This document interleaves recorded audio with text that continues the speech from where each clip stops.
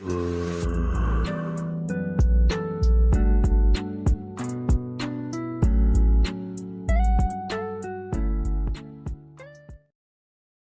everybody and welcome to the J72 Gaming Channel. My name is Jacob. You can just call me Jay here. Today I got my good friend Aces High. You want to say hi, Al? Hey, what's going on, you guys? I'm excited for this. It's going to be a lot of fun. Yeah, so this should be fun, guys. So you obviously clicked on the thumbnail. You know what we're doing today. We are going to do a tier list of the original 150 Pokemon. And here's the kicker. And I know I mentioned this to Al, but he might not have remembered. We are only going to be allowed 6 Pokemon in S tier. That's right. That's Only so tough. Here's the even harder thing I'm going to throw on you. If you really like the Blastoise line, you can only have Blastoise or only have Squirtle in your S tier.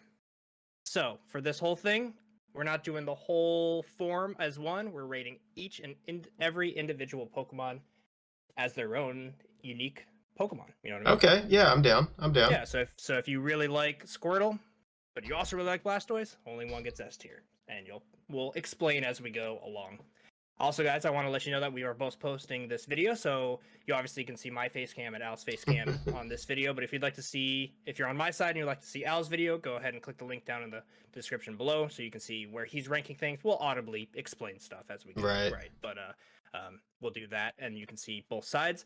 Also, there's not going to be a whole lot of visual aids to this. We're not going to be throwing up too much stuff and editing and all that. So if you guys want to just kind of listen to this in the background as a podcast, that is totally okay. I think that's going to be a great way to take in all this information and all that stuff. But yeah, without further ado, I think that's pretty much it. Are you ready to discuss some favorites and some very well-deserved D tier Pokemon?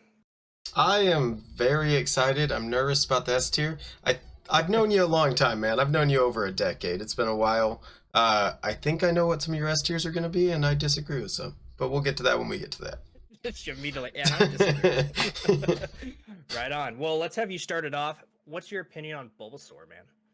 Bulbasaur, listen, we've got all 3 of the beginning starters, Gen 1 starters, all that. Bulbasaur, I think, is 100% underrated. But he's really not that great. I can't give him above a B tier. You know what? I'm going to actually agree with you on that one. I do think he's B tier. Mainly because, so like you're saying, he's underrated, right? He's overshadowed, too, by Charmander and Squirtle. People love Charmander and Squirtle. But rating just Bulbasaur, I think he's a pretty good Pokemon. Like, competitively wise, he's sick. He's awesome. He does a good job. But besides that, he's just kind of like a little grass dinosaur, which is cool, but it's not like... It's not crazy cool, right? It's not like some of these other Pokemon we have. So yeah, I agree with you, man. B tier on that one for sure. Okay, well, what do you think about Ivysaur? Ivysaur, I think, is... This is going to sound basically the same thing, but I think that Ivysaur is even more underrated than Bulbasaur. That being said, I think... So here's the weird part. I think the Bulbasaur and Ivysaur are both cooler than their final evolution. I know that's an unpopular opinion, but I think it's a solid C to B tier. Okay. So I hear you out, and I actually agree that I think Ivysaur is a little bit cooler than Bulbasaur and Venusaur. I might surprise you here. I'm actually going to throw Ivysaur up in A tier.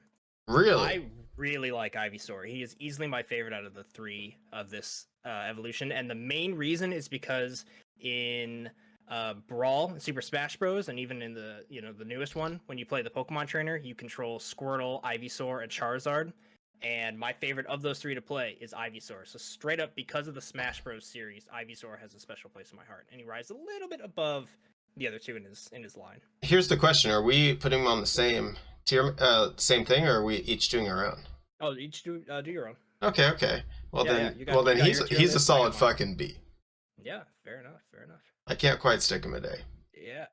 Okay, so who the hell is this next thing? Yeah, so let's explain to the viewers. This tier list that we are on is specifically every Pokemon, period. And where, if I scroll down here, you guys will see it does end up going into Johto and Ho and all that stuff. We're just going to stop at the 150 today. Oh, wow. Just Kanto. But because it's every Pokemon, it's also showing the Mega forms and the Gigamaxing forms.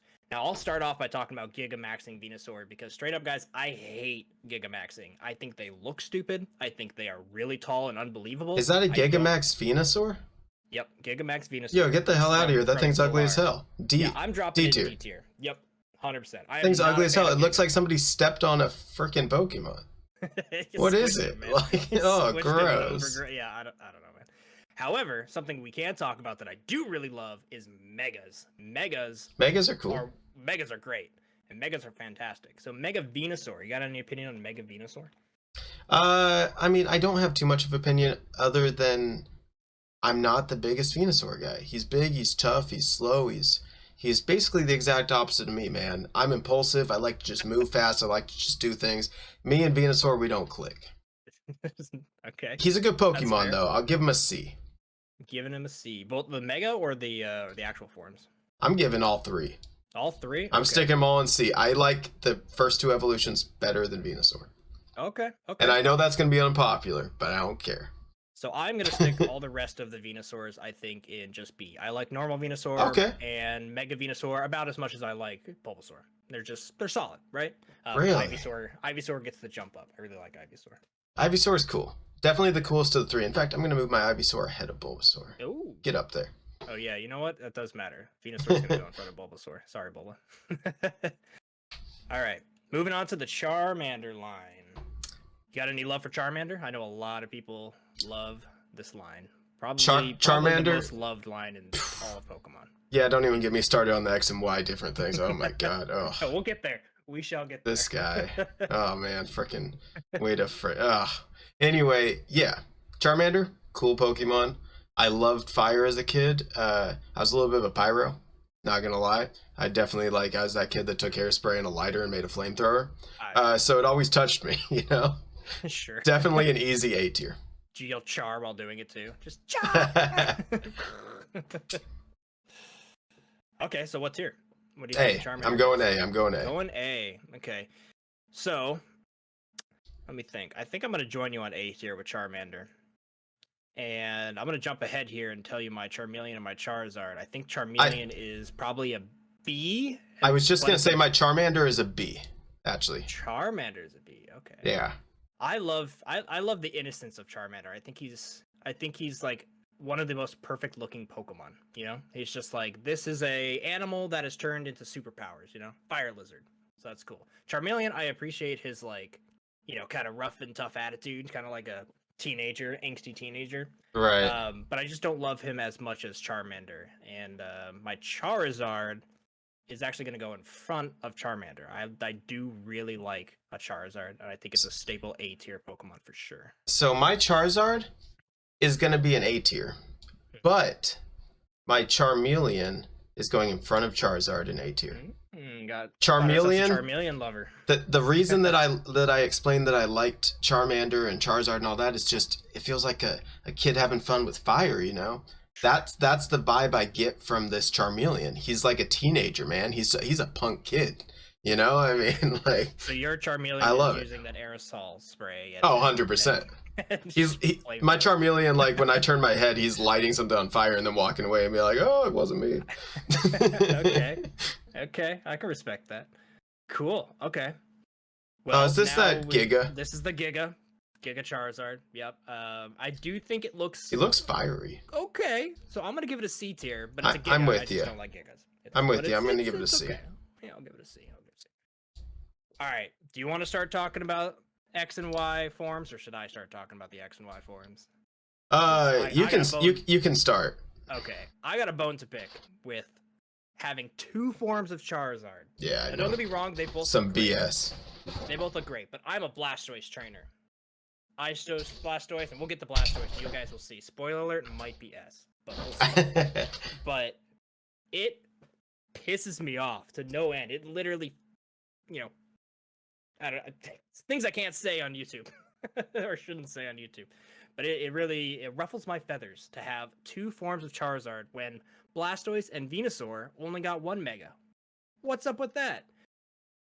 It really drives me nuts that they caved to basically the fandom here with the Charizards, and you know everyone was making that joke of like, oh, Charizard's a dragon. No, it's not a dragon. It's a fire flying. Oh, but it's totally a dragon. And then they just went and gave him a dragon form, which was fine. But then they also gave him the Charizard Y form. So I don't know about you, man. Actually, I do know that this bothers you as well. Where's our second form for Blastoise, and where's our second form for Venusaur? You know what I mean? No, 100%. I think it's total BS, and Yeah. Yeah. Rage, rage, rage. Yeah. let us know how you guys feel in the comments, because rage, rage, rage is all I want to type. But on that, I'm gonna be giving. I'll try to ignore that issue I have when rating X is the black one, right? X is the black one, and it's Flying Dragon. I'm gonna give it B tier, because let's be real, it looks cool. I'm gonna give it A I think tier. the fire out of its mouth is a little goofy, because it's always there. Right. It's always there, and that's a little weird. No, I'm gonna give them both B tier, I think. Yeah, I'm gonna give it a B tier. However, Charizard Y I really like, and I actually like him more than normal Charmander or Charizard. I think that is the perfect, like, that is Charizard Mega, right? Like, they did that so well. And I think the X looks cool, but it doesn't look anything like Charizard. It looks like a shiny Charizard, which is black. But, like, that's it. It's just kind of, it doesn't fit as well as Charizard Y does. And I think Charizard Y looks good. Competitively, it's great. And it's just awesome. Yeah, currently for sure. Top of my tier list right now. That is my number one. For now. All right, let's move on. Yeah, moving on to Squirtle, Wartortle, and Blastoise, as well as Giga Blastoise, which I'm just going to skip ahead and drop that thing in D tier. It can be above Venusaur, though, but I don't like that thing. It's dumb. So ignoring the Giga I will also do that. I'm going to start out by just putting Squirtle as an A tier. In fact, I'm going to put him right behind Charmeleon. Number 2 on my A tier list. Solid. Let's I got a lot to say about Blastoise, so let's roll through yours. What's about where's your Wartortle? Wartortle is right behind Squirtle, ahead of Charizard, actually. Okay, so you like Wartortle. And then Blastoise is A tier again. All three of them are A tier, but Blastoise is right behind Charizard. Okay. Yeah. And then Mega, I'm not the biggest fan of the Mega, honestly. I think it deserves a C tier. It drops quite a ways down. A little silly. Me too. It looked a little silly. It looks like something bioengineered by Team Rocket. It does. It does. I'm actually going to put it in B tier behind Mega Charizard X. I don't like the Mega Blastoise that much. However, like I said a little bit earlier, Blastoise is my boy. He's my starter. He will always and forever be the first Pokemon I picked. But you know how I said in S tier we can only have one of each form? Yeah. Squirtle, man. Squirtle Squad. Squirtle is S tier. Blastoise and Wartortle, great. I'm actually going to give Wartortle probably a B, and I'm going to give Blastoise top of A tier. Wartortle always looked a little weird to me. He doesn't really, like, his tail and his feathery looking ears don't really fit in too much with Squirtle and Blastoise. Like, they just kind of appear and then they disappear when he evolves. Right, so I always thought that was kind of weird. He looks okay. Like, I've grown to love him, but he's always just kind of, he's odd, and I don't like him as much. In fact, I'm going to put Charmeleon in front of him. Because I just like Charmeleon and Ivysaur a little bit better than Wartortle. But Squirtle, man, yeah, Squirtle Squad. I mean, I made my little J72 mascot here have shades specifically to be the Sauropod version of the Squirtle Squad. So yeah, man, Squirtle is OG, man. He is on my team of 6 for sure, no doubt in my mind. Oh yeah, for sure. Okay. Well, that got through the starters. Now that we've made a bunch of angry fans by rating them different ways. Let's move on to the bugs of the Pokemon world. We've got Caterpie, Metapod, Giga Butterfree, and then male and female Butterfree, it looks like. Caterpie, like, I'm sorry, man. You gotta be a D tier. Get the hell out of here. I don't want you. I never wanted you. And this is going to sound really strange and doesn't make any fucking sense to anybody. Or any freaking sense to anybody. But I only want you to evolve once. Because for some reason I love you. And Metapod, you're going up to B tier. B tier Metapod. I mean, Metapod's got the memes, right? Like, yeah. I'm going to join you with B tier. I'm going to put Metapod up in B tier. But he's going to be at the end. I think he's... Yeah, he's at the very end. Yeah, I agree.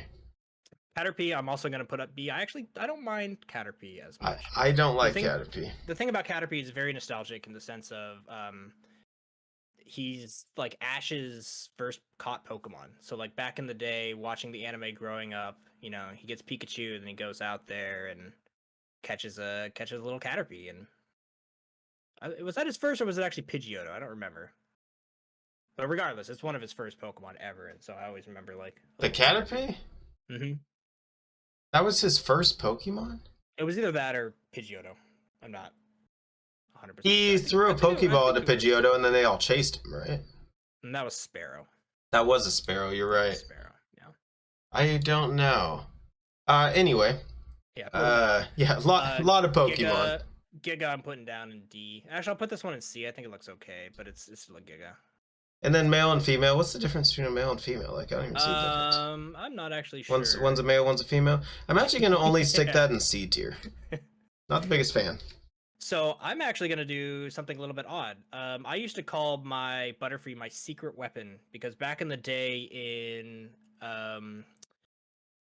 it was specifically red and blue. You could move them over into Pokemon Stadium, right, on the N64. And right. I had a Butterfree that I had trained when I believe, I could be wrong. It's hard to remember every Pokemon team I've ever had, but I'm pretty darn confident that my very first team ever when I played Pokemon, you know, it had that Squirtle into a Blastoise, but I think it also kept the Butterfree the entire way through. So I'm gonna put the Butterfrees up at A. They're at the back, but I do really like Butterfree. I think it's not a strong Pokemon, but I really like the design of it. I think it's a really good Pokemon overall. I got you. Are they shinies? Is that not male and female, but the one's a shiny? No, because then it would have shinies for every single Pokemon here. I know, but I'm looking and. Yeah, I'm not sure. I just have them side by side. Some of them seem. Right, yeah, I don't know. You know what? I might just pull this guy down, throw him in Johto somewhere, hide the extra form down there. Fair enough. Never. All right. Weedles, Weedle, Kakuna, Beedrill, and Mega Beedrill. I'll start off here. I think Weedle is kind of boring. Not gonna lie. I'm gonna put him in C, kind of in front of the Butterfree. I also think Kakuna is kind of lame. He's kind of whatever. The Metapod has the memes, so Kakuna kind of has the memes with Metapod, but is overshadowed by it. So it's like, nobody really cares about Kakuna. Beedrill, however, I think Beedrill is an A-tier Pokemon for sure. That's a very well-designed Pokemon, and the Mega form can go right in front of it. I like it just as much, but Butterfree's cooler. I got a special place for Butterfree, and I think it's a little bit cooler than the Beedrill. What about you? Kakuna, first off, is D tier. In fact, it's back the list behind the Giga evolutions. Ooh, okay. The only thing it's beating is Weedle. Poor Weedle. Actually, while I think about it, I think I'm gonna drop down. I mean, sorry. The only thing it's beating is Caterpie. I meant. Weedle, however, is going up to B tier, right in front of Kakuna. Or right in front of Metapod. Oh. Man, I get those confused every freaking time. I swear to God. They're very, very forgettable. But no, you only have them for like 2 levels. I actually really like Weedle. I really do. I probably for the same reasons you like Caterpie. I mean, you know, Beedrill. I think he's a solid B. In fact, I'm going to put him at the second spot, ahead of Bulbasaur and Charmander, but behind Ivysaur for my B. And Mega, he's a solid A. I'm going to put him at the end of the list. Yeah, Mega's cool. He is cool. I did move. Like I said, I moved mine down to B tier. I second guessed it. Beedrill's cool, but I don't think he's A tier. We got a lot of cool Pokemon coming up that can't be in my top 6. So. Oh yeah, we still got like 200 Pokemon. A tier. I got 150 total. Well, all the X and Ys, the Megas. Yeah, fair enough. I mean, yeah, shoot. Yeah. All right. I know. I want you take it away with this one because I know you love this guy. All right. Never mind then. I was gonna say I'll let you start, but this is easy, man. I'm gonna go with Pidgey. Solid freaking front of my B tier list. Okay. Pidgey is amazing. Love Pidgey. Pidgey is just Pidgey though. Pidgeotto, front of my A tier list. If I could get freaking Charmeleon to go there. All right, there you go. You're bumped back. Sorry, buddy. I love you, Charmeleon, but Pidgeot, my first S, easily. Okay. Easily. If I had any one Pokemon in real life, I would be cruising around on a Pidgeot. Easily. I mean, come on, let's be real. How cool is this Pokemon? I understand Pidgeot's not the strongest Pokemon, but like not bad, you know? And the Mega leaving Pidgeot is probably Ash's biggest sin. Yes, I agree. And the second spot on A tier is going to be the Mega. The Mega. Okay. So my respect follows that as well. I don't have Pidgeot in S tier, but I do have it in A tier, and I'm gonna have it right behind Blastoise, but in front of everything else. I agree, Pidgeot is fantastic. I have trained a bajillion of them. Out of all my friends, when I talk about favorite Pokemon, you and I share that common love of Pidgeot. Oh yeah. And Yeah, and for Pidgey, I think Pidgey's gonna go probably right behind War Turtle in front of the Beedrills, and Pidgeotto's gonna hang out probably right behind Pidgey. Right in front. Actually, doesn't really matter. Those two are interchangeable. I like both of them. And then the Mega can hang out with actual Pidgeot. Mega Pidgeot's pretty Cool. cool. Yeah. All right. Time to the top percentage Rattata themselves. Well, first I guess we got to go to a Alolan Rattata. What's your take on the Alolan Rattatas? The dark forms. The dark form is the same color as a shiny, isn't it? Don't they turn black when they're shiny too? No, they turn tan. You're right, they do turn tan. That's actually side story tangent here. We don't have too much time for too many tangents, but this one's important, I think. Do you remember that time when we Yes, this is the reason I'm about to put Rattata as an A tier. Okay. We were all playing, I think it was 3D Pokemon. Yeah, Pokemon 3D. Yeah. Pokemon 3D, yeah. And we're playing with Al's brother, and Al's brother straight up says to us, he goes, "Guys, I think my game's broken. My Rattata's tan. My Rattata's brown." And he's like, "What's going on with that?" Like, we're like, "What?" You know? Like, yeah. I ran into his room to see it. Yeah. He's like, dead stop. Excuse me? What are you talking about? He had no idea that he had caught a shiny, which was man. It was good times. But yeah, let's I'm gonna do Rattata pretty quick here. Rattata is kind of okay. I don't really like the Alolan form, so I'm actually gonna drop him kind of at the back of C, to be honest. I don't think he's D tier, but he's kind of C, whatever. Rattata's gonna get B. He's just a Rattata, but like he's got all the memes, right? He's like top percentage Rattata with youngster Joey, so like that's that's fun. And I don't know why there's two. I'm gonna throw the second one down below so we don't see him. And then the Raticates. So I'm a big fan of normal Raticate. I think it actually is way stronger than a lot of people like expect. They're really good in playthroughs, but they're just not that exciting. So he's gonna sit probably C tier. All right. Same with the dark one. I put Rattata up second spot in A tier, right behind Pidgeot, or right behind Pidgeotto. It's a high rating for some Rattatas. I really respect Rattata. Okay. I think he's a feisty little rat. I like him, and it's got a really funny story behind it that just makes me love Pokemon. Okay. Everybody else in his evolutionary chain goes in D. Okay. Yep. I think that's respectable.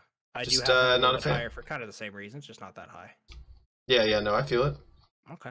Well, hey, someone I might have a little bit higher than you is Sparrow. I actually really enjoy Sparrow, and I like him pretty much as Pidgeot, but just like down a step, So I'm going to put Sparrow right behind Pidgeotto and in front of Beedrill. And Pharaoh, I am going to put probably in front of Pidgey, but he's not A tier. They're all B tier. I don't think he's an A tier Pokemon, but I do really like Pharaoh. I think I'm going to stick them both in C. I'm not the biggest fan. I don't think they are honestly that useful. I think they're decent at early to mid game. Late game, I'm never going to keep one. Yeah, that's fair. And that's the struggle with a lot of Pokemon that only evolve once. I mean, True. A lot of them are like that. True. Yeah. That is unfortunate for them, for sure. Yes. Okay. I'm like looking at this and second guessing. I'm moving Pidgey up, but Pharaoh's in front of Pidgeotto. But I look at Pidgey, I'm like, I gotta respect you, Pidgey. You're great. All right, the Ekans and Charbak. What do you think about the snakes? Love an Ekans, solid mid B tier. Charbak, that's respectable. Towards the front of C tier. Ooh, you like Ekans? He evolves and I like him less. Yep. Okay. So I'm flipped that. Ekans is all right. I'm gonna put Ekans probably front of C tier. But I actually really like Arbok. I'm debating right now if I should put him in back of A or front of B. But I'm looking at the A tier Pokemon and they're all special to me in a specific way. So I think front of B tier for Arbok. But I do like him more than Charmeleon and Wartortle and Pidgey and all of them. Like Charbok is awesome. And I just realized I called him I end up calling him Charbok. I know. Like, I did the same thing. It's Charbok. All right, now we got to talk about the fat Pikachu, Giga Pikachu. So this Giga form, I know you didn't play Galar, so you haven't seen any of these Giga forms recently, but the interesting thing about this Gigaform Pikachu that I actually do appreciate a little bit. Again, I hate Gigaforms, but they made it Fat Pikachu, which is he's basically looks like the original sprite Pikachu used to be in Red and Blue. Pikachu had some weight on him. He was chubby back in the day. If you Yeah. actually look at the I timeline of I Pikachu, he slims down as the years go on. I've seen the original cards. I know Yeah. how fat he was. Yeah. So they made Fat Pikachu, Cool. Fat Chew here as the Gigaform, which actually, because it's kind of a joke, makes me like it a little bit better. But it's still going D tier behind, like, I don't know, behind Kakuna, honestly. I respect him. I'm gonna stick him at the front of D tier. Okay, still in D tier. Get Now, rid of Pikachu, one of these. What's your opinion on Pikachu, the mascot Pokemon? Pikachu. I think the Pikachu is highly overrated. I don't think I think Pikachu can be very strong. I think that 99% of players do not play Pikachu correctly, and I think Pikachu is the front of my C ahead of Venusaur. Okay, some bold words, putting the mascot down in C. But I kind of agree.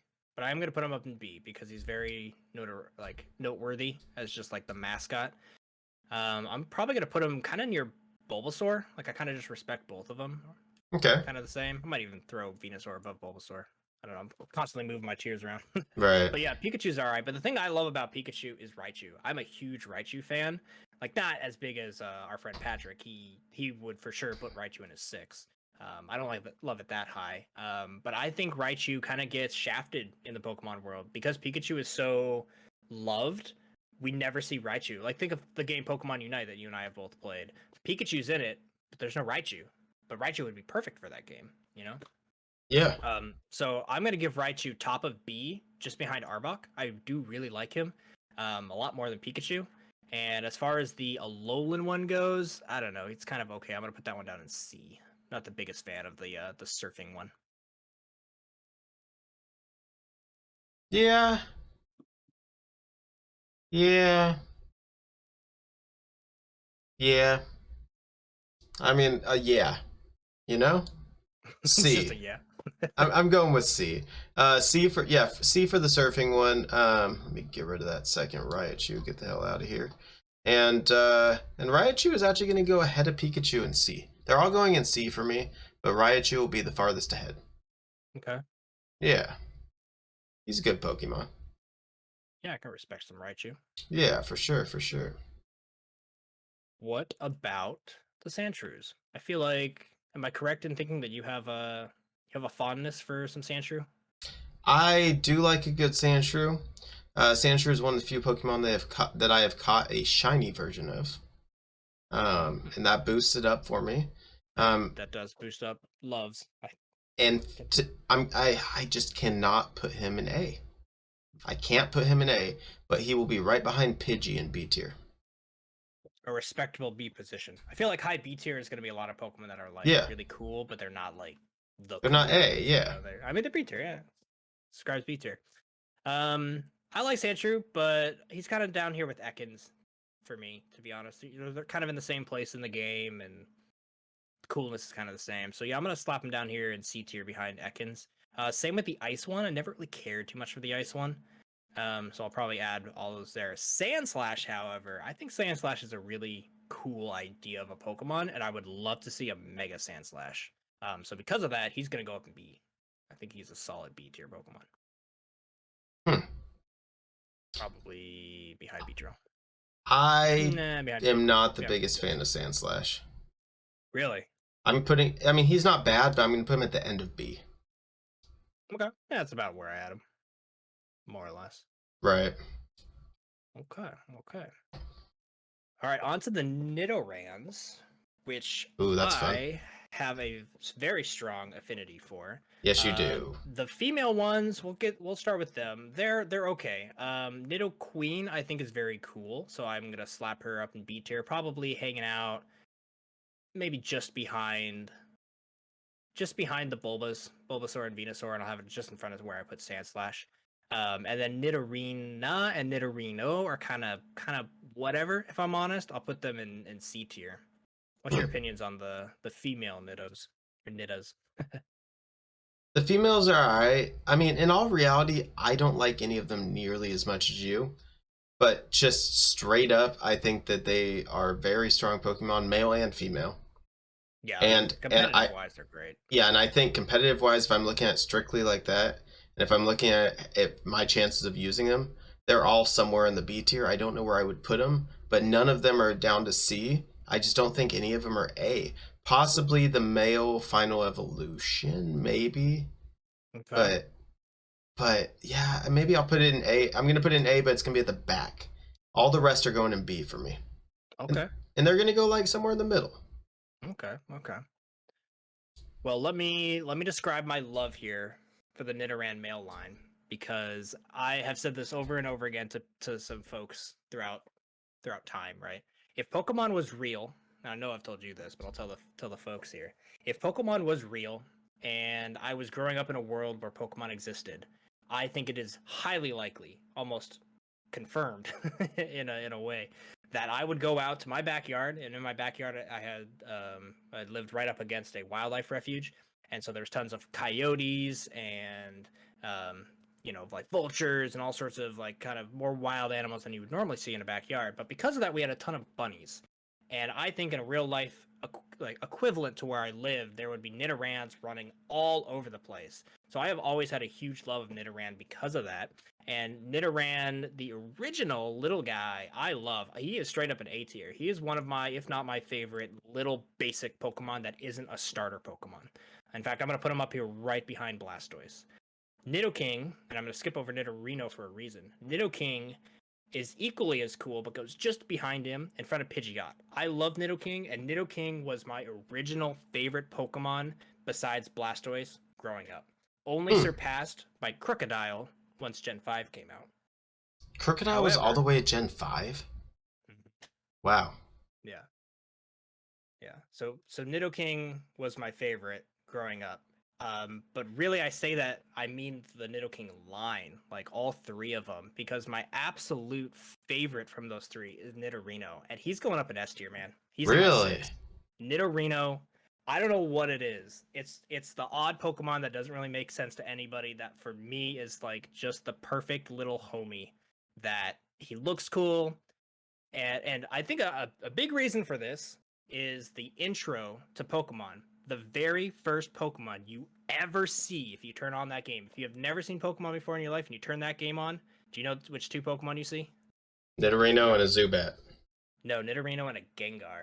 Gengar, really? Nidorino and Gengar are duking it out at the starting intro animation for Red and Blue. Mm-hmm. All right. So he's great. I love me a Nidorino. He's on the team. All right, all right. Well, shoot, what do we got next? Next, we got the fluff balls themselves, Clefairy and Clefable. The Moonstone Pokemon. Clefairy and Clefable. Yeah, what's your thought on them? I'm not a big Clefable fan, if I'm honest. But not a bad fighter. They're pretty strong. Yeah, I'm gonna put 100%. I'm gonna put them somewhere above the entire Nidorino line in B tier, just above. Okay. Clefairy, however, I'm going A tier. The back of my A tier line, but I'm going A tier. Okay, why is that? I have always thought that Clefairy is, first off, like its evolution, very strong Pokemon, can be incredibly strong. Not as strong, which we know it actually a little weaker, but there's something about it that is just this underestimation, you know? Mm-hmm. It's you throw it out and people are like, yeah, it's a freaking fairy. Like, I mean, it's a fairy before fairies, you know? I mean, it's just, I don't know, it's underestimated and you don't expect it to be good, and it's just a fantastic Pokemon. Yeah. Okay. Yeah, I can respect all that. I do really enjoy the old anime episodes with Clefairy and how they were all mysterious with like the moonstones and stuff. Yeah. Yeah, so I can definitely respect them. I think for me, they're just kind of floating in the middle. I'm gonna put probably Clefairy down here, behind Ekans and C tier. But Clefable can hang out in B. I like Clefable. put him right behind Pikachu and in front of the annoying Charizard X. So solid on that one. Okay, now we got Vulpixes and the Ninetales. So Vulpix is interesting in the sense that he's always overshadowed, for me personally, by Arcanine. And I don't know if you're the same, but because of that, that kind of is the sole reason why Vulpix is just like not as cool. It's like it's a fire canine, but it's not the fire canine. You know what I mean? That's kind of how I feel with him. I'm different, and what I think it comes down to, I'm the exact opposite of what you just said. Okay. Is in high school or in middle school, I guess, era, you know, I'd go to the skate park with friends. I wore Vans shoes, had blonde highlights, you know, moody type kid. I was a skater kid, right? Yeah, I mean, I had my skateboard. Pretty much. I had my skateboard. I had my BMX bike. I fell who knows how many times. I rode my bike to school every day. All that crap. One of the things about being a skater, it just came with it, is you had to be the rebel. You had to be different. And I specifically remember exactly what you just said. And I was like, well, I feel the opposite. And over the years, it just kind of grew a love for him. And I love Vulpix. Okay. I really do. That's where are you dropping him? That's a high B tier. Honest to God, like maybe number 4 in my B tier. Okay. I gotta move Beedrill up though to right below. Okay. Yeah, but they're sitting behind the Mega Blastoise and in front of the Caterpie and the Rattata. There's like Rattata's cool, but like I don't know, not as cool as. I think Ninetales. I think Ninetales is gonna be back in my B tier. Okay. Yeah. So you like Vulpix more than Ninetales? Oh yeah, 1,000 times, 100 times. Oh yeah. Okay. Vulpix is actually really cool. I like the Pokemon. Right on. I'm gonna start this next one. I hate Jigglypuff. Always have. Hated Jigglypuff in the show. Hated Jigglypuff in the cards. Hated Jigglypuff in every freaking thing that I had. Even those like flippy coins that we got from McDonald's in like 1996. What about Smash though? You don't like? And I was just about to say, and I cannot stand when I get freaking put to sleep in goddamn Smash. So Jigglypuff, you're going at the back of my D tier list along with you, Wigglytuff. I hate both of them. Oh, okay. I really do. I wouldn't put them that low. Actually, Wigglytuff is a C.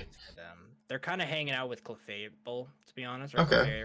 Clefairy. I do like Wigglytuff more than Jigglypuff, though. I just moved Wigglytuff up to C, but Jigglypuff is definitely a D. We also we skipped over. What do you think of the new Alolan Ninetales? Interesting. Yeah. They're what? I like the look. Berry, I think. Probably a BC-ish area. Yeah, I actually like them a lot less than the originals. I do. Yeah. They just don't appeal to me. I know competitively, like, they're really strong, right? Like, using them for ice and fairy moves is pretty cool. But yeah, visually, they're kind of like whatever, to be honest. I'm going to drop them behind Raticate, if I'm honest. I like Raticate more. So they're just gonna hang out over there. But that's cool. I didn't know you liked Vulpix that much. Cool. Yeah. All right, so next up we have Zubat and Golbat. Can I guess? Yeah, go ahead. All right, Zubat is going to be A tier for you. Golbat is going to be a very high B tier. I got a clap for that one. You nailed it. 100%. Zubat is up in front of Pidgeot. Sorry, Pidgeot. Oh, and if Crobat was here, it would be an S tier. Crobat would 100% be an S tier. I love Crobat. You guys might notice there's actually a trend of poison types that I really end up liking a lot of poison types, which wasn't on purpose. It wasn't planned. I just kind of like started liking all the Pokemon. I looked back and I was like, hey, I'm kind of a poison trainer. Who knew? But yeah, Zubat is meme worthy. He is like, I mean, it's really just meme worthy, right? They're everywhere. They're hilarious, and because of that, there's really risen up through the ranks of my love, so to speak. But yeah, like you mentioned, Crobat would 100% be my S tier. Crobat is the #1 Pokemon that, say you and I were real Pokemon trainers and we didn't know what Pokemon we each had, and we said like, hey, let's battle. Crobat is the first one I send out every time, no matter what. He is my lead. I can trust him to be faster than almost everything out there. He can U-turn out. He's got a lot way more HP than he should. I could talk for hours about Crobat. Oh, I know. I've heard it for hours. I've heard it for days. Crobat is great. Fortunately, he's not Gen 1. Right, He's not on the list. I did think about making Zubat one of my 6, but to be honest, I just don't like Zubat that much. I love him, but just not as much as the other ones. Zubat is currently my 6th highest rated one. It's my number 5 in A tier, and I only have one S tier, so he's a good Pokemon, and I also agree with Golbat being B tier. Yeah, Golbat is hilarious. Like rocking back and forth with his giant tongue, like he's hilarious. Yeah, he's crazy. He's definitely crazy, yeah. Right on. And then the extra forms here, we don't need. I'm just gonna throw. Yeah, I dumped them down below. Dump them all the way down with the unknowns and Johto. Yep. All right. I just kind of scroll down until I see the unknowns and drop them in there. Yeah, totally. Oddish. We have Oddish. What do you think about Oddish? I personally don't like Oddish very much. The one move that I think that Oddish really has is Sleep Powder. And that annoys me facing him, but like I don't really care about the rest. Don't really care about him as a Pokemon.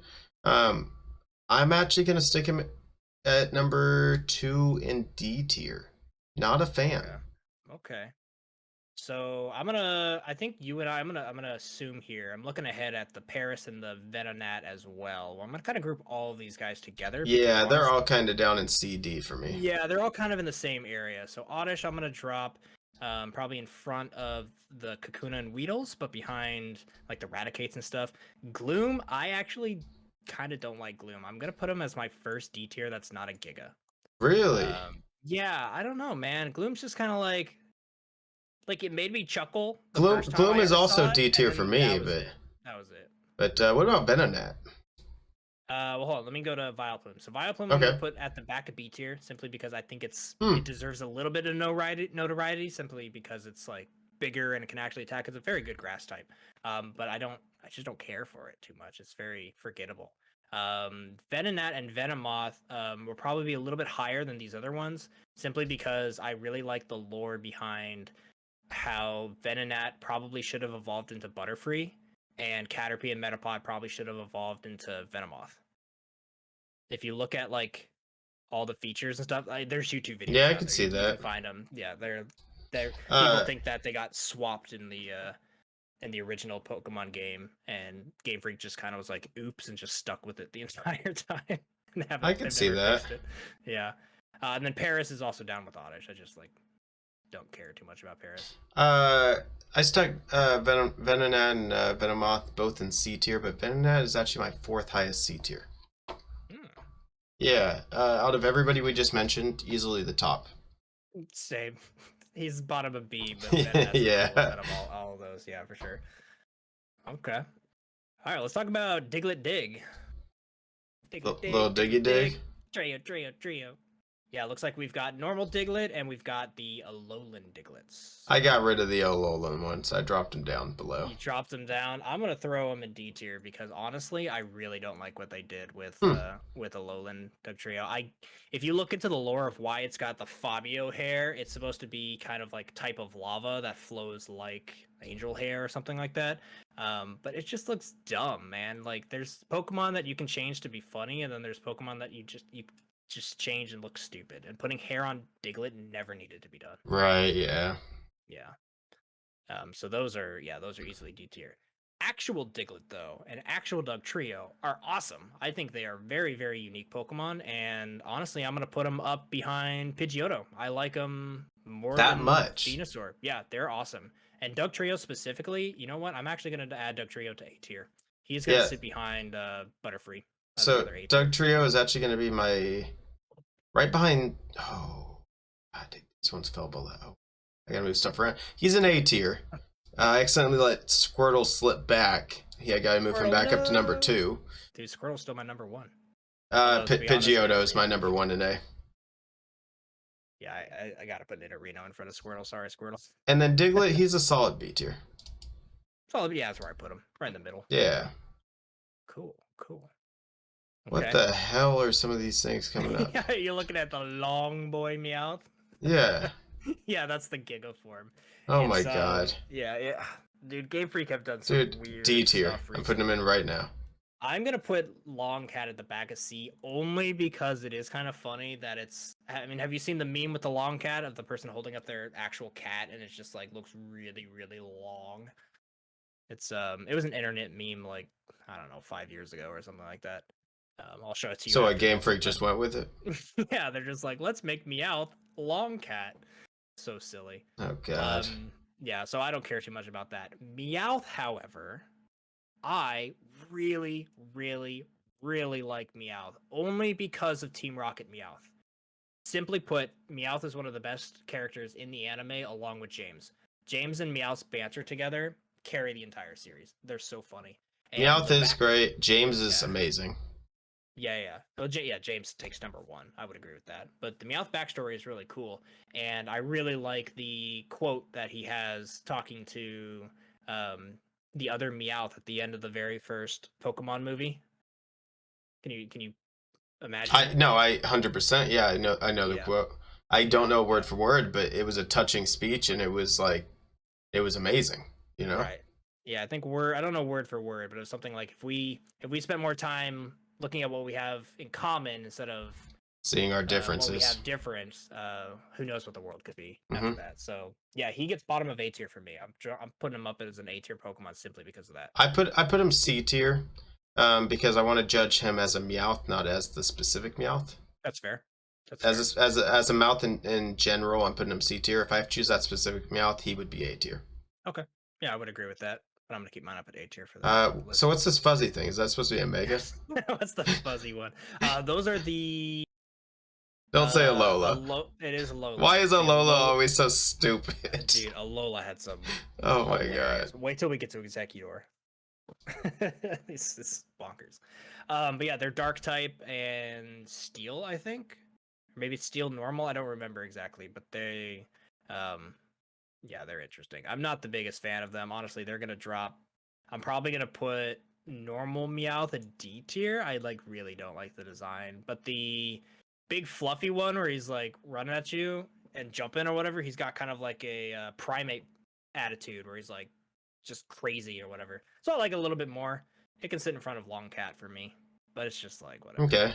And then Persian, I really hate the Alolan Persian. Honestly, I think it looks like a stupid face. It's the worst Pokemon on my list right now. Back in D tier. I really don't like it. It looks stupid. It's not that different from a normal Persian. Like, why bother changing it? And I don't know. I think it's dumb. Normal Persian though, back in B tier. It's all right. It's just kind of a cat. I'm gonna stick it in C. I'm gonna stick it towards the end of C actually. And the only reason that it's staying in C is I can't help but to get the leader of Team Rocket's Persian out of my mind. Just like smugly licking its paw. Yeah, pretty much. Yeah. Just kind of chilling there. I don't know. It's like, all right, you're not a D. Moved mine to the back of Raticate, because that's kind of been my judge of Pokemon. As I look at C tier, I'm like, do I like Raticate more than it? And if the answer is no, then I moved him right behind Gloom. Okay. Psyduck and Golduck. Yeah, do you have a love for these? I can't stand Psyduck. Just can't stand him. But I don't think he's D tier. I think he's back of C tier. However, Golduck I think is a solid Pokemon, underestimated. Unfortunately, it's one of those things where he only evolves once, and he's just not good enough to be endgame material. So he's gonna be somewhere in my mid B tiers. Golduck is a Pokemon I think sorely deserves a Mega. Mega Golduck yes, would have been sick. That would be amazing. That would actually get like a full-fledged like psychic stat boost or something. That'd be really cool. That would have been very, very cool, and I think he's very deserving of it too, personally. Yeah. Think about how many people, like, if you ask somebody who kind of likes Pokemon to name some Pokemon, they have, like, maybe Charizard, everybody has Pikachu. Dude, Psyduck is up on the list of like, Pokemon that people know. Just straight up. Because of Misty. Mm-hmm. Yeah. 100%. I'm going to give Psyduck, I like him, he's B tier. He's going to hang out by Sandslash. I'm going to put him in front of Pikachu, though. I do like him more than Pikachu. Pikachu's kind of like Pikachu and B tier is like another gauge for me, like Raticate and C tier. It's like, do I like him more or less than Pikachu? Okay. Golduck, however, I'm actually gonna put him pretty high in B tier. I don't like him a whole lot, but I, like you are saying, think he has a lot of potential, and because of that, should be pretty high up. Yeah, he's my 6th highest in B tier. Like, he's up there. Okay. Yeah, I have him in front of Sparrow, but behind Diglett. Yeah, he is behind Golbat, but ahead of Beedrill. Yeah. Respectable places. All Alright, right. time for some monkey business. Mankey and Primate. Okay, okay. So, for me, these guys are pretty cool, but I'd probably put them probably around B tier. Honestly, they're both kind of like Golduck. I think I'm going to put them right behind Golduck, both of them.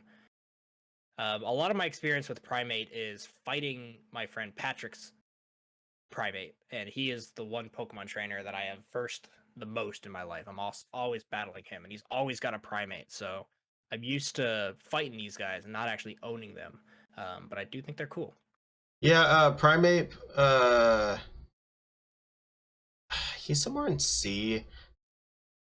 I'm gonna stick him just in front of Gloom. But Mankey, huge fan of Mankey. Yeah. He's actually gonna be somewhere middle B. Okay. Yeah, he's actually ahead of Bulbasaur. Ahead of they are both ahead of Bulba for me. And they're both ahead of Charmander for me too, which I know is an unpopular opinion. Yeah, that's where we placed our Charmander and Charizards are really gonna make or break if people. Oh yeah. Also, Ekans, I gotta move up. Can't let him fall behind. He's got to stay up. Oh, love that dude. Ekans is dope. All right, man. So we talked about Vulpix and Ninetales. Well, now we are here with my fire types, Growlithe and Arcanine, and I will just kind of spill the beans. Arcanine is S for me. See, 100%. I don't think either one can be above B for me. Oh, that hurts my soul. I know, but I cannot do it. They are mid B. They're mid to high B. They're hanging out with Diglett, but like I don't know, man. Maybe again it's that little bit of rebel in me, but I can't do it. You're like crossing your arms. It's like I don't want to like Growlithe and Arcanine. Yeah, no. Too many people like him, and I'm just like, Okay. So the way I feel about it is everybody always talks about needing a Charizard. Charizard this, Charizard that, Charizard here. Gotta have a Charizard on the team. Nah, for me, fire type, Arcanine. I don't need a Charizard if I've got an Arcanine. So Arcanine's going S tier, and then Growlithe is going A tier in front of Charizard. But my argument for that is, ever since Gen 3, I don't need either of them. I'm just getting, I'm just gonna Blaziken. Gen 3 if we want to make those videos. But yeah, I feel it. All right, I want to start this next one because this is amazing. Have at it. I know all about. So Poliwag, easily back of A tier. Okay. Love Poliwag. It actually beat out Pidgey. Did not beat out Pidgeotto though. Poliwhirl is actually directly behind Poliwag. I like Poliwag slightly more. And then Poliwrath, my boy, he is going to be number 2 in S tier. Okay. Love him. Absolutely love him. I think that they are all a fantastic evolutionary tree. And then they kind of ruined it with a Politoed. Oh, the Politoed. Oh, we're not going to talk about him though. We'll get there. That's not in this gen.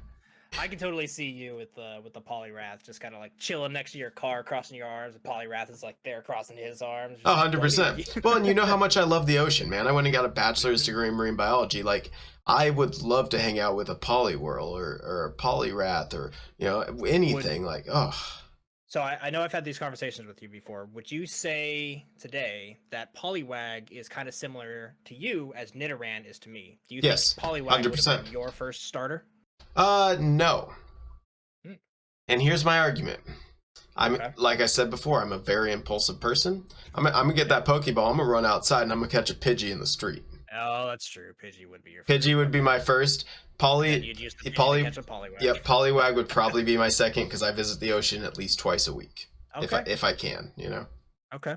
Well, I put Poliwag and Poliwhirl side by side in low B tier next to the Vulpix and Ninetales, but in front of Rattata. I do appreciate them. I think they're cool. Not gonna lie, that kind of hurts. Well, Poliwrath is third in B tier, just behind Jabak and B. I mean, to me, the A tier's got to be super special to me, and I've never really kind of latched on to Poly. I feel it. We all got our types, But I respect the hell out of a Poliwrath. You got it, because they're gonna hit you hard. Yeah, fair enough. What's up next? Oh, these guys. Okay. So we've been shouting out Patrick every now and then throughout this. Yeah, Pat loves him. Yeah, I've been playing so much Pokemon over the course of my life with Patrick, who I grew up with. And his favorite Pokemon, I would argue, is Alakazam. I don't think he would be ashamed that I think, say that. yeah, 100%. I agree. Yeah, so just like Primate, most of my experience with Alakazam is fighting him and fighting him with my personal special attacker, which we will get to. Spoiler alert: I'm wearing it on my shirt, but Al can't see that. But yeah, what do you think about the your special attacker wearing him on your shirt? Yo, are you wearing your purple Gengar shirt right now? Maybe. Maybe. I know that shirt. It's a good shirt. Yeah, I mean, Abra. So first off, Kadabra is the lowest of the three for me. Okay. He is. He is top of my C tier actually. I don't think he's that great. All these female forms. Yeah, I don't know. I dragged him away. Also, what's this other thing? Is this Mega with all the that is extra Mega strings? Alakazam. I remember Mega Alakazam, and I'm gonna rate him. Bunch of spoons. I'm actually gonna stick him back of B tier, the Mega. Okay.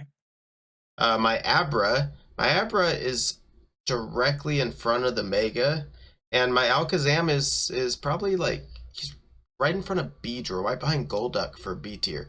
None of them are A tier for me. None of them are A tier, really. Good Pokemon, not A tier. I am putting Alakazam up at A tier. Alakazam is one of the Pokemon that I respect so damn much, but I personally almost never train one.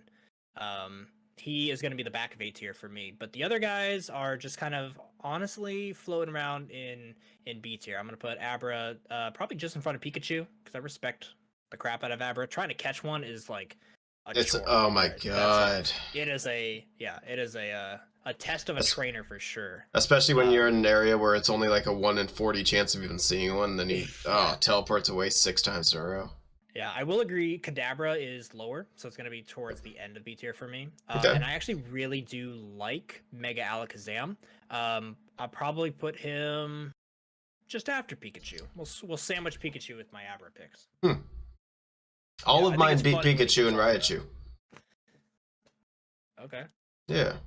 The one thing that helps me love Alakazam a little bit more is one of the few ones I have trained. I named Siddhartha, which is a really cool book that I was forced to read in high school. That was, very like makes you think, right? It's all about kind of like Buddhism and stuff like that. And so he looks like when he gets his 5 spoons there and he's getting all zen, it just reminded me of that book of Siddhartha. So right, no, I feel it. When you get a good name on a good Pokemon, sometimes it helps rank it higher. You know what I mean?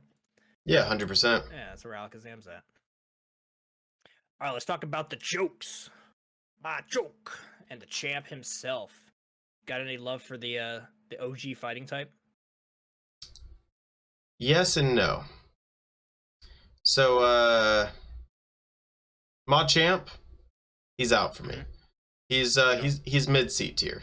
Mid C tier. Yeah. Okay. I mean, what do you think? I'm putting him up at A tier, man. All 3 of them? No, just Machamp. Oh, okay. I'll put Machamp at A tier. Machoke is like sitting around. It's around Pikachu, honestly, and the Ninetales. Machoke's okay, and Machop he's cute, but like whatever. He's kind of like with Poliwag, honestly. He's kind of hanging out. Yeah, I'm putting Machop down in C tier next to Machamp, and Machoke is actually going to be B tier. He's actually going to the best. He's going to beat out Mega Alakazam. Okay. Interesting. Straight up, Pokemon Unite helped me love Machamp a little bit more than I ever did growing up. I always thought Machamp was kind of okay. He'd probably be hanging around like, the middle of B tier, kind of like Nidoqueen. Was he a player in Unite? Yeah, Machamp is a Pokemon Unite Pokemon, and he's one of my favorite to play. He's so much fun. Huh. Very cool. Yeah, so that ranks him higher. More recently, do I appreciate Machamp. So he's still at the back of A tier, but he's up in my A tier for sure. Okay. Yeah. And then the Giga is down at D. This is stupid. Yeah, I've never played that Giga, never really even seen him, so I didn't rank him. Yeah, Giga's done. Right, let's talk about a grass type I love. I am a huge fan of this. Me too. this line here. All three of them are hilarious. I really like I think Bellsprout's one of the best basic Pokemons out there. The design is incredible. If you just got like a grass type, like that is the perfect grass Pokemon. You know what I mean? Weeping Bell's hilarious. So like he's got that comedy side to him, and Victory Bell is just legitimately really cool. And if you use him in combat, he's really strong. I really appreciate a physical grass type. So Victory Bell is going up at A. I really, really like him. In fact, I'm going to put him just behind Ivysaur in front of Butterfree. So pretty high ranking for me. Really? That high? That high. Yep, I love Victory Bell. 100%. Victory Bell is going in high B for me, like second position. Okay. What about your Bellsprout? Because specifically Bellsprout for me is third in B tier. It's actually, you're going to hate this, but it's right in front of Poliwrath. I really like Bellsprout. Mine's about 20 spots behind Poliwrath. Okay. There's an episode in the anime where Ash fights, I think it's when he goes to Sprout Tower. I could be wrong, so it's like the beginning of Johto. Right. But there's an episode where the trainer has a Bellsprout that's essentially like level 70, right? It's like the super badass Bellsprout, and he's just dodging everything and like doing like incredibly strong vine whips or whatever.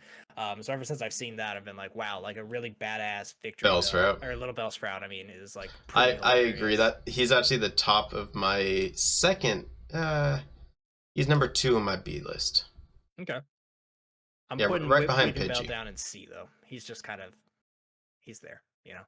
Yeah, I he's feel it. Kind of hanging out behind Raticate. I like Raticate better. I could see that. Yeah. All right, what do we got next? We got the Tentas. You like? What's your opinion on hentai? What? Just kidding. I said, what's your opinion on hentai? Yeah, I thought I heard you right. Yeah. Okay. I get it. Tentacles. Haha. Tentacool. Very, very cool. Very cool. Solid C tier, towards the top of C tier. Before I get into his evolution, what do you think of the two? I'm putting Tentacool behind Raticate in C tier. Not the biggest fan of the little guys. They're everywhere and they're kind of annoying. Tentacruel, a little bit cooler. I don't mind him as much. Hanging out with Kadabra at the back of B. He's just a Pokemon. I think I'm going to stick him at the end of A. Tentacruel, really? You like him that much? He's a really unique Pokemon. Very cool. And if I was a Pokemon trainer, I would love to surf on him. Okay. I think that'd be a really cool surfboard. I just realized we should have changed the tier names to S be like on my team, A is would train, B is respect, C is like don't care, and D is like in the trash can. You know? Like, I don't think we should change it now, but that's essentially how I'm kind of looking at my teams. It's like, oh yeah, anything at A tier, I would train. I'd catch A tier. B tier is like maybe. I might train it. But yeah, anyway. Yeah, I agree. A tier I would stick with. S tier would be my team for sure. B tier I would catch one. C tier, they're cool, but like I ain't gonna catch one. And then D tier, yeah, like don't even look at me. Get out here, Jigglypuff. Something higher. Like I don't care for Ekans too much, but Chabak is awesome. Right, yeah. Alright, let's talk about the rocks. Geodude and Graveler, and these are their Alolan forms, which is Steel, I believe. Steel Electric or something. Oh, interesting. They're weird, yeah. It might be Rock Electric. I don't remember exactly. Somebody's screaming in the comments, "You idiots! You don't know Pokemon at all." But yeah, what do you think about Geodude specifically? The little rock bro. So personally, Geodude is my favorite out of the 3. I would have to agree. I think he's a spunky little guy, and I like him a lot. I understand that you're going to see 100,002 of them every time that you, every time that you fight. Every time that you're walking down a path in a cave and you kick a rock, turns out it's a Geodude. Yep. Yep, pretty much. But I gotta stick him in B tier. Okay. If I saw him, I'd catch one.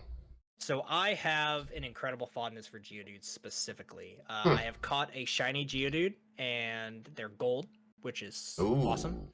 I am throwing him up in A tier in front of Machamp and Alakazam, but just behind Meowth. Yeah, there's something about Geodude specifically, man, that like it's just, you know, it's I mean, obviously these are all from Gen 1, but there's a few standout Gen 1 Pokemon that were used a lot in promotional pieces, right? In advertisement or whatever. Like you'd have the Pikachus, you'd have the Meowths, you'd have the, you know, the Eevees and the Pidgeys, but you would also almost always have Geodudes, and they just stood out to me as being like the Pokemon that is like the most basic rock type you could possibly get. It's just literally a rock with a face and arms to punch you with, you know? Okay, It's yeah. like but yeah, I've always been pretty fond of Geodude. As far as Graveler and Golem goes, I think they're both kind of like mid tier. They're kind of B. I don't mind them, but I'm never like super excited to use them, other than the fact that they're really good. You know, like Geodude becomes something really good, and that's cool. But yeah, Right. back in B tier, they're hanging out just in front of Rattata for me, both of them. Geodude's dope. Their evolutions are honestly D tier. I don't even want them. Just in the trash. Yeah, pretty much. Like if I have a Geodude, I'm not gonna let him evolve. Okay. And then I You ever probably showed won't on your use. Geodude? Yeah, I probably won't use him end game, but he'll be a little homie that I'll hang out with. Yeah, you're a Rock Smasher. Yeah, exactly. Okay. Now, something I can't agree with you about being in low D tier. All of these new Geodude forms, I do not like. I'll put the Yeah, new I'm with Geodude you. form at the back of C, but the new Graveler and the new Golem are trash. They're not as bad looking as. Actually, I take that back. I think Golem is worse looking than the Persian. Actually, they're both worse looking. Yeah, they get the worst pick for me. They're down there. Blech, that's what I got to say about them. Fair enough. Yeah. Okay. Moving on to the Fire Horse and the My Little Pony ripoff. Have you seen those before? The Ponyta and Rapidash. Oh yeah, no, I haven't even seen those. Yeah, those are. Those are Alola also, right? No, I think they're Galar. They might be Galar Oh, form, okay, yeah. but they're one of the new forms. Right. They're fairy type. And they're like, oh, we finally have a unicorn. Why they didn't make it fairy flying and make it a Pegasus is beyond me, because I would have made it a lot cooler than just like a fluffy My Little Pony unicorn. Oh yeah.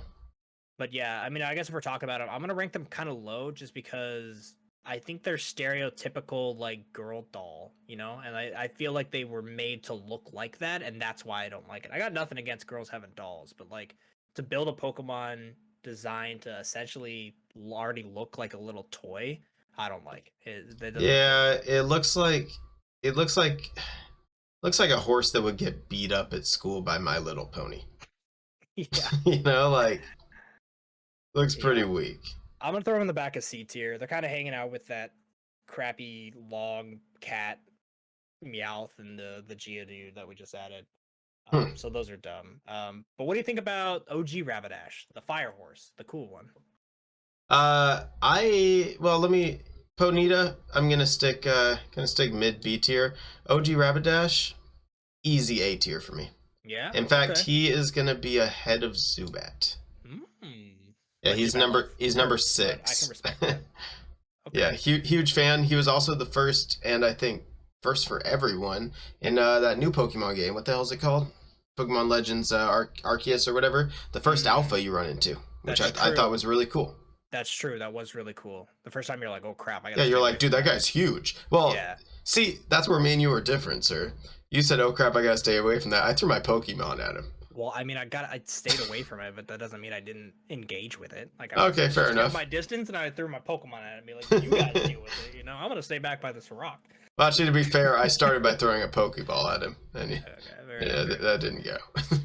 Well, I dropped Rapidash. He is at the top of B tier, so not as high as A as you, but I, obviously respect the crap out of him. He's hanging out behind Raichu, in front of Bellsprout though, so respectable position. Ponyta is at the back of B, so they're both B tier. Okay. Just different sides of the spectrum here. Okay, next up is Slowpoke. Not a fan. Not a fan. Yeah, they're kind of. He goes back a C. He's not trash, but I'll look at him and not catch him. I'm holding him here, and I'm like, do I like him more than Raticate? And the answer is no. He's gonna go in front of Persian. Middle of C. Middle of C. And then they've got this new Alolan one, which I just really don't like. It doesn't look different enough to be interesting, so I'm dropping him down in D tier. Specifically, the weird mega form that they have for him, I don't like at all. There's certain Pokemon that I think that they tried to make like kind of funny, and I think they just completely missed the mark. And Mega Slowbro is one of them. He looks like a top. Like how does he stand up on his tail? You know, It's a looks really badass cool. tail. Yeah, I'm actually gonna throw him at the back. I think To I be have fair, the if least. anybody's gonna stand on their tail, it should be him because he's got mad muscles in that tail. I guess. I mean, he uses it to fish, dude. Well, yeah, fish once and then he turns into a Slowbro. It's No, not like he's he uses pulling to it up all the time. successfully fish once. Okay. Well, talking about Slowbro, out of all of these guys, he's the only one that I actually like a little bit. And I'm gonna put him up at probably B tier, kind of hanging out by Kadabra and Tentacruel and that's and the B tier is he's a respectable Pokemon. Like, oh, I respect a Slowbro. But all of the other Slowpoke forms, like, nah, it's not for me, man. I feel it. Not for me at all. Uh, I'm gonna put him behind Slowpoke. I like Slowpoke better. Okay. Yeah. Just the meme worthiness of Slowpoke. I don't know what it is, man. I don't really like either of them too much. They're actually both at the back of my C tiers. They're not trash, but not a big fan. Yeah, they're alright. They're alright. Yeah. Okay. I'm ready. I'm excited for this next one. I am too, and I'm glad you are. I'll let you go because I love this Pokemon. I'm just gonna let you know I'm rating them high, Really? How high? very high, All right. higher than you would expect. Well, what would you say if I told you that one of these is going all the way up to S? Oh, really? No. Is it Magnemite? Oh no. No, Okay. but they are both going in A tier. Okay. Same with me. Yeah, they're not S tier, but they are A tier. Yep. You know what would be S tier if well, it might be S tier. Let me just say this: a Pokemon that I love very, very much is Magnezone, which isn't on here, but it's what Right. they evolve into. Magnezone is tied for my favorite electric type. The other electric type is on this list and may or may not be going in S tier, but Magnezone is tied with that Pokemon in my love for using it. Specifically, the fact that it's also steel is incredibly useful. And if we wanted to get into like competitive reasonings, having a really hard hitting special attacker who's also a really good special defense Pokemon is super handy to have on a team. And I love them. They're great. I can see that. Yeah, 100%. I don't really have any love difference between Magnemite or Magneton. They're kind of just the same for me. I'm going to put them just in front of Machamp. But yeah, that Magnezone would be S tier or like up with like Nidoking and Pidgeot. You know, like Magnezone is amazing. Love that guy. Yeah, Magnezone's cool. I put Magnezone 5th from the end of A tier. But I mean, his predecessor is number 4 in A tier. He's actually number 6 for Pokemon right now for me. Right on. Yeah, he's up there. Really cool Pokemon. Really love him. I love the idea. Personally, I think out of all the Pokemon so far, this is one of the, if not the most original Pokemon that they've had. Like out of everything we've ranked so far. Like a floating magnet thing. Yeah, I love the originality, and I love that they tie it to electricity and everything. You know, it's just it's very, very cool. I can see you training a Magnemite. Yeah, I think I'd have a blast with that. I'd use them for some like sciencey shit. Yeah, sure. Yeah, fuck yeah, science. All right, cool. All right, everybody, welcome back. You didn't go anywhere, but we did. It's been a few days, but we are back at it. So let's go ahead and kind of wrap our head around where we left off, Al. We were at Farfetch'd. Oh yeah, true. Got any love for Farfetch'd? About the only love I have is wasn't there a mini game in Pokemon Stadium? Didn't he? Yeah, didn't he have his own? I don't think he did. All right, well then I got no love. No love at all. You have like imaginable love for this mini game for Farfetch'd? That would have been sick. If I mean, if I'm honest, I've never even trained one. There might be one in Gold and Silver, like Stadium 2. Okay. Stadium 2 is great. Yeah, it was good. Where are you putting him? I'm gonna put him bottom C. I know he's not a trash Pokemon, but I didn't really play him. So Farfetch'd is actually going pretty high for me. Farfetch'd is in the same boat. Yeah, Farfetch'd is in the same boat as Butterfree, where there's not very many Pokemon I can remember from my very first team ever, but I do remember Farfetch'd was on it. and mainly because in the original games you can trade for a Farfetch'd. So the first time when I was playing the game as a kid, you get a trade opportunity, you try to take it, right? Because you're like, whoa, what's this? Yeah. Rare Pokemon. So yeah, you end up getting Farfetch'd, and he's got a funny name. Maybe somebody in the comment knows it, but it's yeah, no, I name. know the one you're talking about, 100%. Yeah. So anyway, I use him a lot, and honestly, he's pretty high. I'm gonna put him in B, but I'm trying to kind of figure out where. I'll probably put him right behind Pidgeotto because he's not as good as the other birds, but I do really like Farfetch'd. Okay. Yeah, he's that's cool. interesting. So high for you. All right. Yeah, another big reason is if we go to the next Pokemon here, he got a new form in Galar, where she becomes a fighting type, a flying fighting type, and I use this guy in my team, and this is the example of the type of Pokemon when people are always like, oh, wouldn't it be so cool to give this Pokemon an evolution? Like we're talking about all of these 2-stage evolutions, Pokemon that only evolve once and how they could really, like Sandslash, right? Sandslash would be sick. Well, they finally did it with Farfetch'd, and they gave him Surfetch'd, and he's like a knight that beats the crap out of people with his giant leak, and he's amazing, and he's actually going A tier for me. Really? Yes. He's probably sitting up probably just behind Butterfree, if I'm honest. He's high. I really like this Pokemon. That's up there, dude. It is. Yeah, Farfetch'd for sure. Is sweet. Farfetch'd is sweet. Where are you gonna rank him? Because I know you haven't played that one. I mean, it's one of the ones I haven't played. If I haven't played him, I'm not ranking him unless they just look really, really cool. And he does look cool, but just not enough for me to rank. I'm dropping him down below. Okay, fair enough. Yeah, I mean, I can't rank him if I didn't play him. I think that's perfectly fair. Perfectly fair. All right.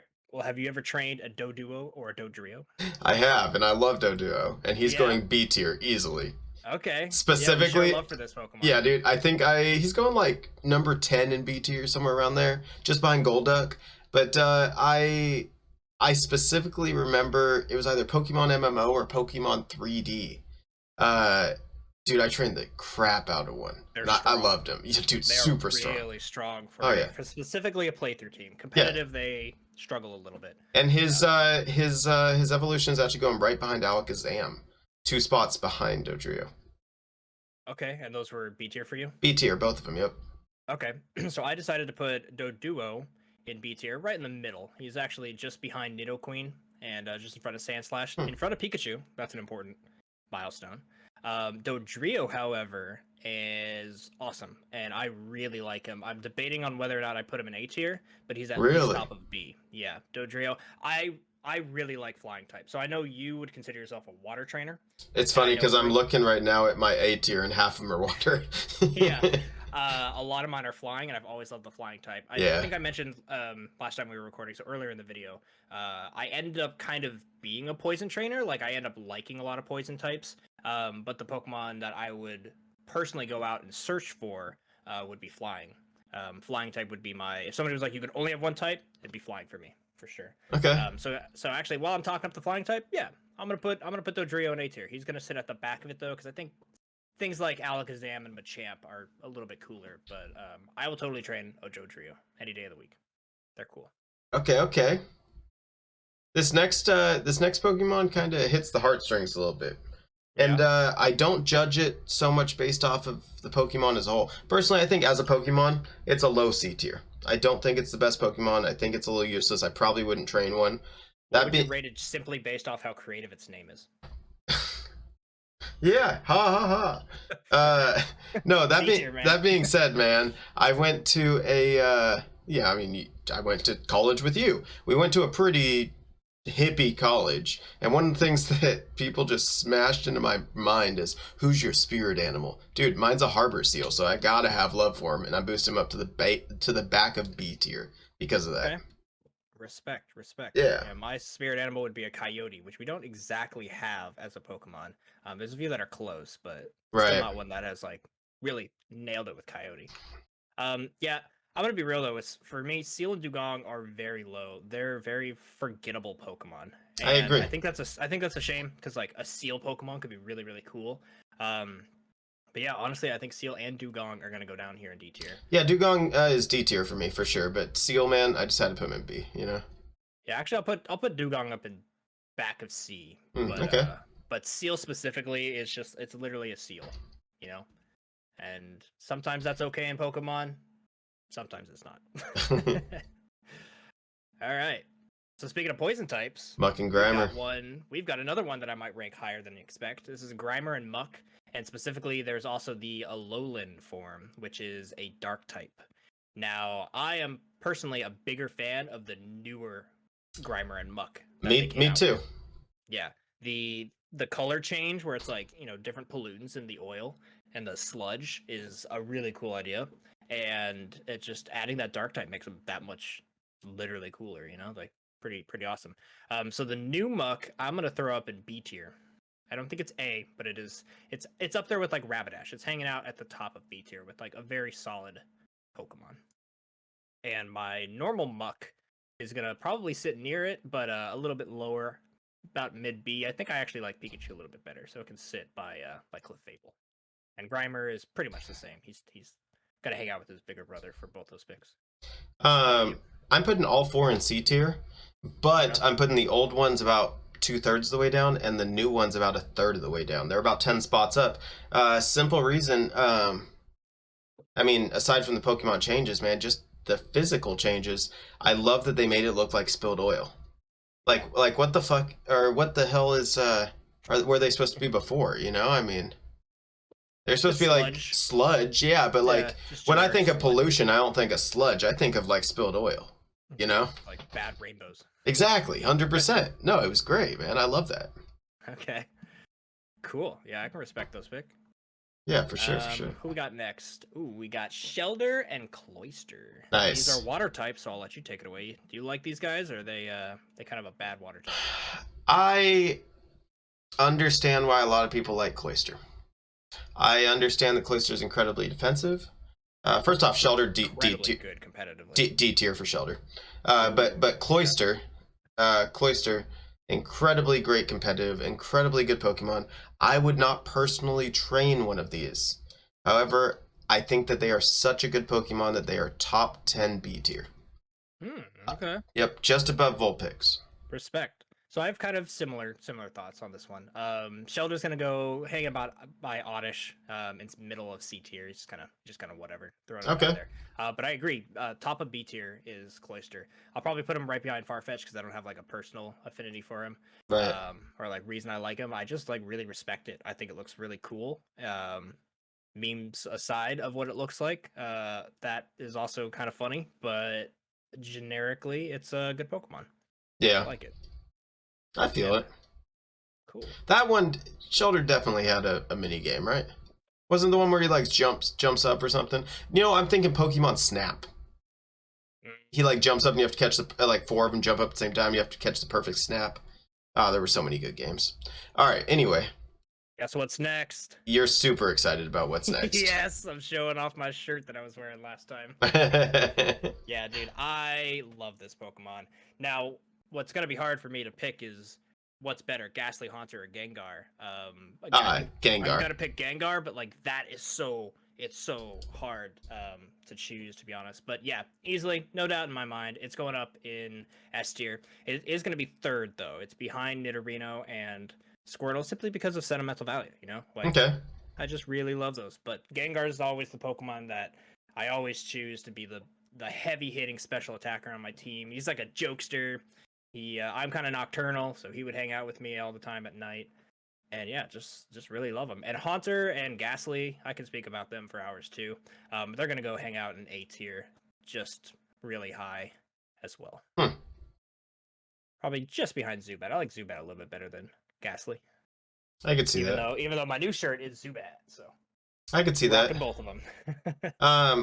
Personally, I really, really respect Ghastly. I think Ghastly's a really cool, unique Pokemon. Ghastly as a Pokemon, though, I think is like upper C tier. It's above Pikachu and Raichu. It hurts a little bit, but okay. But behind Kadabra. Now that's Ghastly. Haunter, hands down, I'm gonna put Haunter in B tier. Honestly, number 2 in B tier, right behind Pidgey.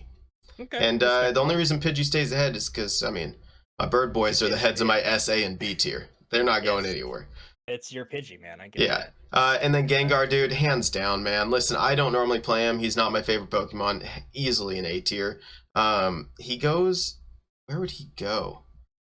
He's gonna go in between War Turtle and Blastoise. Oh, Yeah. between my starters, I like it. Yeah. He's Hanging out. like number 8 and 8 tier for me. Okay. And then what is this? The Giga and the Mega, right? Yeah. So the next one's the Giga form, which it's. I It don't looks stupid. It looks like a tunnel. Yeah, I don't like. I love the Mega though. Absolutely love Mega Gengar. I remember first seeing that, and it was just. I think the first one I saw it, she was battling you. Yeah, Like straight up against you. Yeah, Yeah, I'm probably. Sure. Yeah, I like the Mega, but I don't like it as much as just like normal Gengar. Like no, I'm gonna stick him down with Haunter. Cool. I'm not the biggest fan of the third eye. Like I understand the reason why they went for the third eye, but to me that's more psychic than it is like supernatural scary ghost. I could see that. So that has always kind of stuck out for me. And then the idea of like half his body being hidden underneath is a really cool concept, but how that translates into the games, the model sometimes looks kind of janky. Right. So yeah, he always kind of looks like Haunter. You know? Yeah. So, it is what it is. I'm gonna drop. It's still an A tier, but it's like at the back of A tier for the Mega. Like it's still one of the coolest Megas, and obviously, like you said, one I use regularly back in the day when we were doing X and Y. But yeah, it's just missing a little marks to be like the most flawless Mega. Which we have a really cool one coming up too that I can talk about. But coming up. All right, what's next? Onyx. Onyx. Let me just start by saying, as a kid, absolutely loved Onyx. There was something about Brock, man. Loved the guy. Best person in the animes out of the main characters. Absolutely loved him growing up. And I think it was just that he was all about, he was all about girls and food, but he was all about breeding, you know? And I just thought that was the coolest thing. And that made me fall in love with Onyx. But for the people who don't understand, he's talking about Pokemon breeding. Fair enough. To follow that statement up by Brock likes girls. He's also into breeding. Whoa, let's clarify here. But yeah, I get what you're saying. You're really a big fan of. I know you. You're a big fan of like. Yeah, I mean, breeding the Pokemon in the game and trying to get the competitive stats. Yeah, short little tangent right here, you guys. When Pokemon X and Y came out, I sat there grinding Froakies over and over again until I had perfect stats. Everybody's done that, right? Well, then I grinded Froakies again and again, to the point that I had 4,000 or something Froakies, and I was trying to get the perfect shiny. You know, I finally gave up. But I'll tell you what, man, if you can breed 4,000 Froakies, you gotta love breeding. That being said, man, Onyx has a spot in my heart. I also think he's honestly a pretty good Pokemon. He's going above Charizard in B tier. Sorry, above Mega Charizards. Okay. I also have him B tier. I think Onyx is like a solid definition of like a well-averaged Pokemon. Yes. I don't think people really like. Nobody hates Onyx. There might not be a ton of people that. No, but if you're not Onyx, gonna make him a Steelix, you don't stick with him. Yeah, everyone's just like, you know what, Onyx, you're respectable. So I'm gonna put him actually right behind Bulbasaur. He's gonna hang out with Bulbasaur. He is 2 spots behind Bulbasaur for me. Yeah, he fit. Yeah, Bulbasaur and him have a lot in common. I think that they're loved by pretty much everyone, but they're not the favorite of too many people. Yeah, I agree. I do know Bulbasaur has a cult following for sure. As the first starter. All right, so what's next? Drowsy and Hypno, right? Drowsy. Yeah, what are your takes on these guys? Because I'll let you know, I've never really been the biggest fan of Hypno and Drowsy. Drowsy, I think, can honestly hit decently good.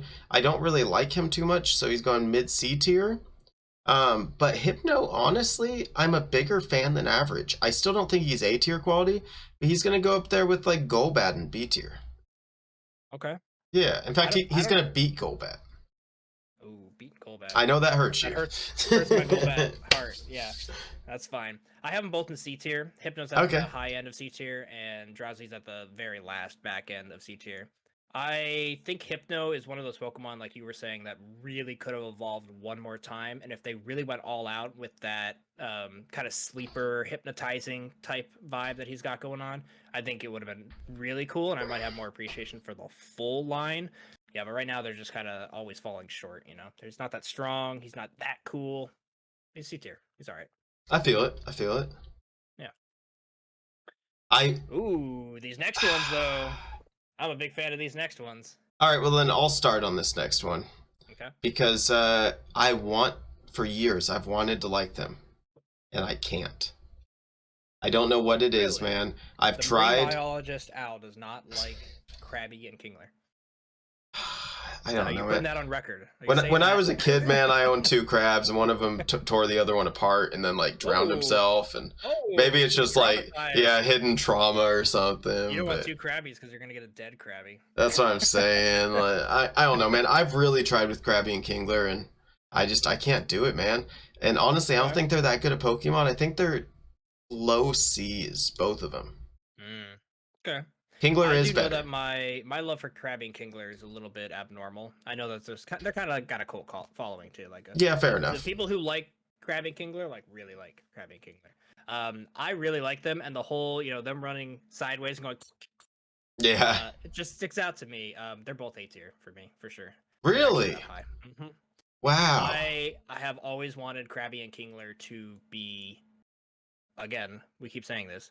Have another evolution, but more specifically, I think Mega Kingler could be so cool. They have done something with this Giga maxing Kingler, and he turns into kind of like a giant.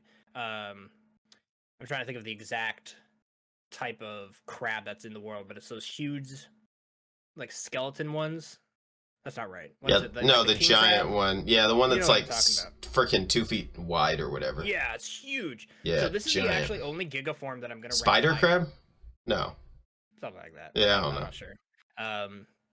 But I really like the idea, and I wish this was his Mega. So I hate Giga maxing, but I think this form of Kingler they did really, really well. Besides the fact that it's got like clouds on it, which they continually have always done for Gigas because they're so huge. They're like, wow, they're in the stratosphere. I mean, I stuck the Giga on this one with the other 2. I think he deserves to be there. Yeah, I'm actually sticking the Giga down in B because still a Giga, not the biggest fan. It doesn't deserve A tier for me, but the idea behind giving Kingler something greater and more is so valuable that it's going up in B for that alone. But yeah, he's I don't know if I told you, but yeah, they're both at the end of A. Very, very end of A for those guys. Okay. Big crab fan. All right, who we got next? Oh, a Pokeball. What do you think about the Pokeball? I think it was fun to throw a Pokeball at in Pokemon Snap. I mean, like, let's be real, man. I never wanted to face him because if I can't kill him in one hit, I got to trade out to like get a Pokemon that's not going to die from their explosion. And from the explosion, it was annoying to fight like Abra, and I think it was honestly kind of useless. Like some people love them. I can't put them above C. In fact, they're low C. I'm not the biggest fan, and I understand that some people really like them, and you can actually train them up to be pretty dang fantastic. I will never do that. Fair enough.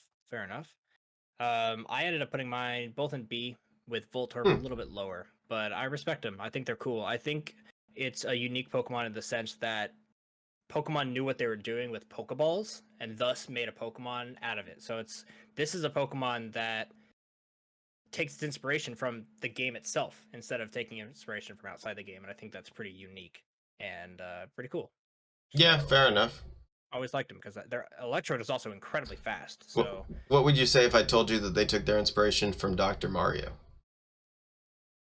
I would say that Nintendo has done a lot of that type of stuff with a lot of their games, and it wouldn't surprise me. Yeah, no, I have no idea. All right. Okay, so next up is the one I told you to be prepared for when we get here. When you thought there was some ridiculous. Oh my God, the tall boy. Forms. There's the tall one, so we'll get to that. But what do you think of just the normal Execute and Executor? Execute, I think, is like a high C tier, maybe low B. I'm gonna stick it right behind Seal, the back of B. Executor, though, I think is a fantastic Pokemon. It's actually going at the back of my A tier. Okay. Great Pokemon, beefy, good hitter.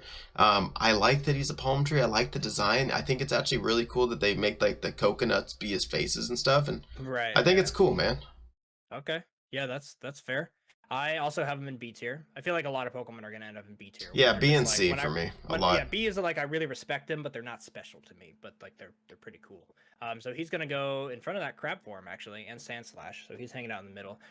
Execute though, I think it's like a kind of a cool concept, but I've never cared for it. You know. So I'm gonna drop it down in C. It's hanging out by like Slowpoke and Weeping Bell and Tentacool. They're all kind of there, and they're like, yeah, you're not a D tier, but nothing interesting about it for me. Right. However, the tall boy. This next one, I trained one in Alola, and I laughed so hard. There's actually only one other Pokemon I've laughed harder at, and it wasn't even like, wow, they're doing it. That's so stupid. It was like, that's actually funny. Like that's actually funny. So I'm putting my guy up here in B tier. I don't know if I can give him A tier simply because, like, yeah, he's funny and memey, but like, is he actually that great? I'll put him just because of you. I'll put him in B tier. He's high B tier, but he'll be right behind Poliwrath. Yeah, he better be behind Poliwrath because he's going in D tier for me. However, he is the front of D tier. Okay. Actually, I'm looking at my list. There's no way he should be this high. He's not in front of my birds. Yeah, I'm like, what? Really? He's gonna go just behind Diglett. That feels way better. All right. That feels way better. But I do really like him. I think he's so silly. No, I get it, man. Mine's right behind Diglett too. It's like 70 Pokemon past Diglett. All right. Okay, next one. Cubone, Marowak, and Alolan Marowak. Got any love for these little guys? I have a personal friend who dies by this Pokemon. This is his all-time favorite. So, Marowak, first off, great Pokemon. Not the best, not the worst. I'm putting it towards the back of B tier. Cubone, however, he is actually going to go towards the front of B tier. Out of respect, I will put him just behind Haunter and Mega Gengar. But he is towards the front, and it's because he's not a bad Pokemon, and I love his backstory. Yes. But the Alola one, man, is going to go right behind him, because number one, looks badass. Number two, they made him like fighting and shit, right? I mean, yep. Yeah, that is so cool. Yeah, I agree. In fact, all three of these for me are going to be right next to each other because my love for all three of them are just kind of tied. I'm actually putting them right behind the Alolan Executive, and thus right behind Diglett. They're high B tier. My love for this Pokemon honestly came more recently when they came out with the Alolan form, and when I played, what was it? It was Let's Go Eevee. Yeah. Who, by the way, well, spoiler alert, is much better than Pikachu. I'm just gonna throw that out there. 100%. We'll get to that soon. But yeah, using the Fire Ghost type was so much fun that, you know, you actually have to use a normal Cubone, and then Cubone evolves into it. So I used Cubone for a while, and yeah, that just spawned my love for the line. And then the reason Marowak is up here, in addition to those two, is simply because of the Lavender Town Ghost Tower and that story and how it, you know, everything about the Cubone, about is it a Kangaskong? Well, maybe it's just a baby Kangaskong that lost its mother and now it's right. A skull, and that makes it, you know, more of a fighting type, but it's still like a ground type. So I don't know. It's a really cool Pokemon, and it goes top of B for sure for that. I can see that. Yeah. Next up, the actual true fighting Pokemon, Hitmonlee and Hitmonchan. Are you more of a Chan or a Lee kind of guy? See, that's a you gotta pick one. I know. And to the fighting gym, you have two options. Which Chan. I'm going Chan. You go Chan. Okay. I always go Lee. Maybe it's because I was a runner in high school, that I was always more about kicking than punching. I played football, but I was a guard, so I didn't run much. I only ran 5 feet and then beat the shit out of the guy. There you go. That being said, I don't have a super love for these guys. I think they're me neither. I wish they evolved one more time, but didn't get the dumb evolutions like, you know, like Magmortar and some of the other like Rhydon got later down the line. I think I'm gonna put them still in B because I respect them, but yeah, they're I all did the way too. Back. Yeah, mine are actually and Venomoth and stuff like that. Mine's B tier, about halfway, just behind your Nidorinos and everything. And right behind Ponyta. Okay. Yeah. Okay. I mean, I like them. I think they're chill. I just don't think they're endgame, you know? I just saw the next Pokemon. Dude, this guy. Let's talk about Lickitung. You got any problems with Lickitung? Yeah, for starters, I would never have him if I was a Pokemon trainer. Like in real life. Get Can the you think hell of out of here. slobber? Can you think of like the Dude, amount of just I get, saliva everywhere in your I house? get irritated when somebody's dog slobbers on me. I don't want a Lickitung, and I think he's a stupid Pokemon, and he's going second in D tier. I have to admit, this is gonna be what is this? My first fully evolved, almost. There's a few of other dumb ones. This is my first fully evolved Pokemon from Kanto that isn't like a lowland form in D tier. So because of that, he's gonna be at the very top of D tier. Yeah, he's right behind Longboy for me. Right behind the long boy. Oh, the cat. No, the meow. Executor. Oh, the executor. The Giga. Yeah, Lickitun's he's fine. Like as far as using him, he's like a big, bulky, normal type, kind of like Snorlax, but he's just way less cool. And what he evolves into is that example of what I was saying when they gave evolutions to these guys later down the line. The Licky, I think it's called, it's so stupid. It's I agree. So dumb. 100%. It's one of the dumbest Pokemon they ever made. I agree. Lickitung by himself, kind of whatever, kind of okay, honestly, but that evolution brings down his whole line. I agree. Just a stupidity level, unfortunately. 100%. All right, next up is Coughing, Wheezing, and the Pokemon that I laughed way harder at than even the Alolan Executor. I love this. Galarian Wheezing. All right, you start. It looks like a factory, but he also just straight up. Sorry, YouTube. That thing looks like a bong. I was gonna say he looked like a smoking apparatus. Yes, he is paraphernalia for sure. Oh yeah, dude. I laughed so hard when I saw this with the trailer that I knew instantly that I had to have this guy on my team when I played Galar, and I did. And he's actually in game incredible. He's like incredibly specially defensive and hits like a truck physically. So he's actually a really good Pokemon. He's Fairy type if you didn't know. So he's Poison Fairy type now. I actually did know that. Yeah, he is. I'm kind of skipping Coughing and Wheezing here, but he's A tier for me. I laughed so hard and used him that this is my preferred Wheezing. Yeah. And I'm gonna sit him kind of honestly. He's like hanging out with Farfetch'd because I had Farfetch'd and him on the same team in Galar, which was fun. A lot of my Galar team was 151 original Gen 1 Pokemon, but like their new forms, which was cool. Lot of fun. Yeah, a lot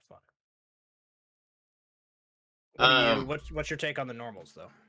I honestly I love all three. They are fantastic Pokemon. And I'm actually going to stick all three of them in A tier in reverse order at the back of A tier. Okay. Yep, they're going in reverse order at the back of A tier. I put mine not in A tier, so you like them a little bit more than me. I really like them. Always have. I put him at the very top of B tier, right next to Arbok, which I think is a respectable place for him to sit. I agree. It's obviously really nostalgic to see Arbok and Wheezing in general, because of the original Team Rocket team, or their Pokemon, right? Their original Pokemon in Kanto. So yeah, they're great because of that. They got a lot of flavor and personality built into the characters because we've seen a lot of them on screen. Right. Yeah, I respect them. And it's a poison type, so, you know, I gotta end up liking it, apparently. All right. Next up, we have Rhydon. Looks like we have a double Rhydon.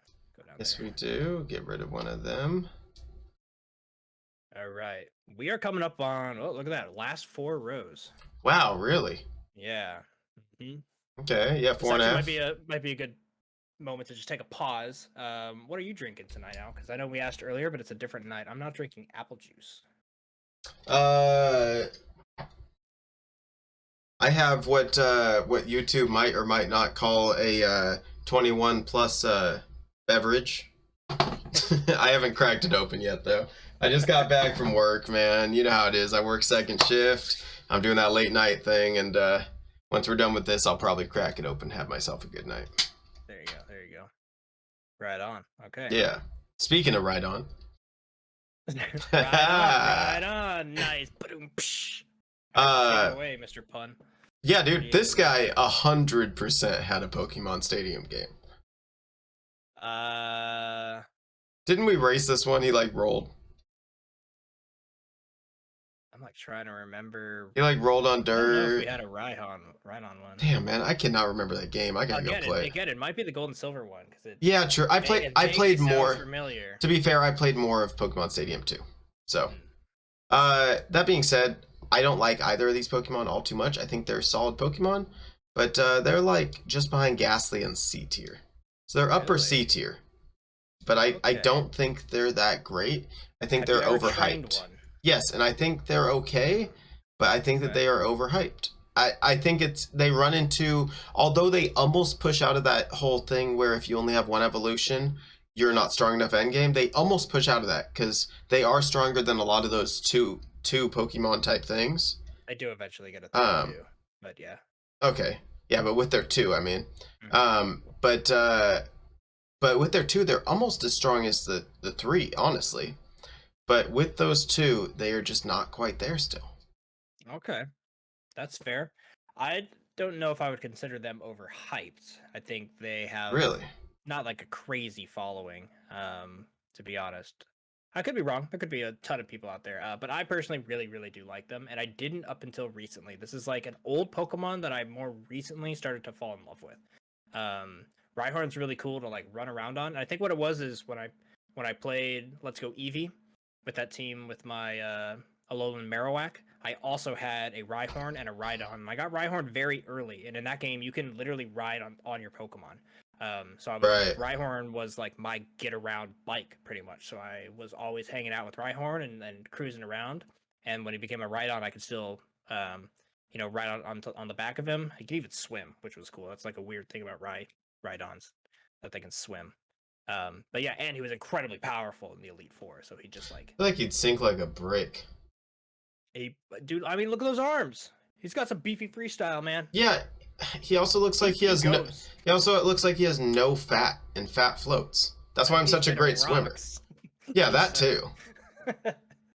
Yeah. Yo, for those listening, help me. I'm saying, help me prove my point. Leave me a comment if you're a Rhydon fan. Yeah. I could be wrong. I don't. I think there's a following, man. He is great.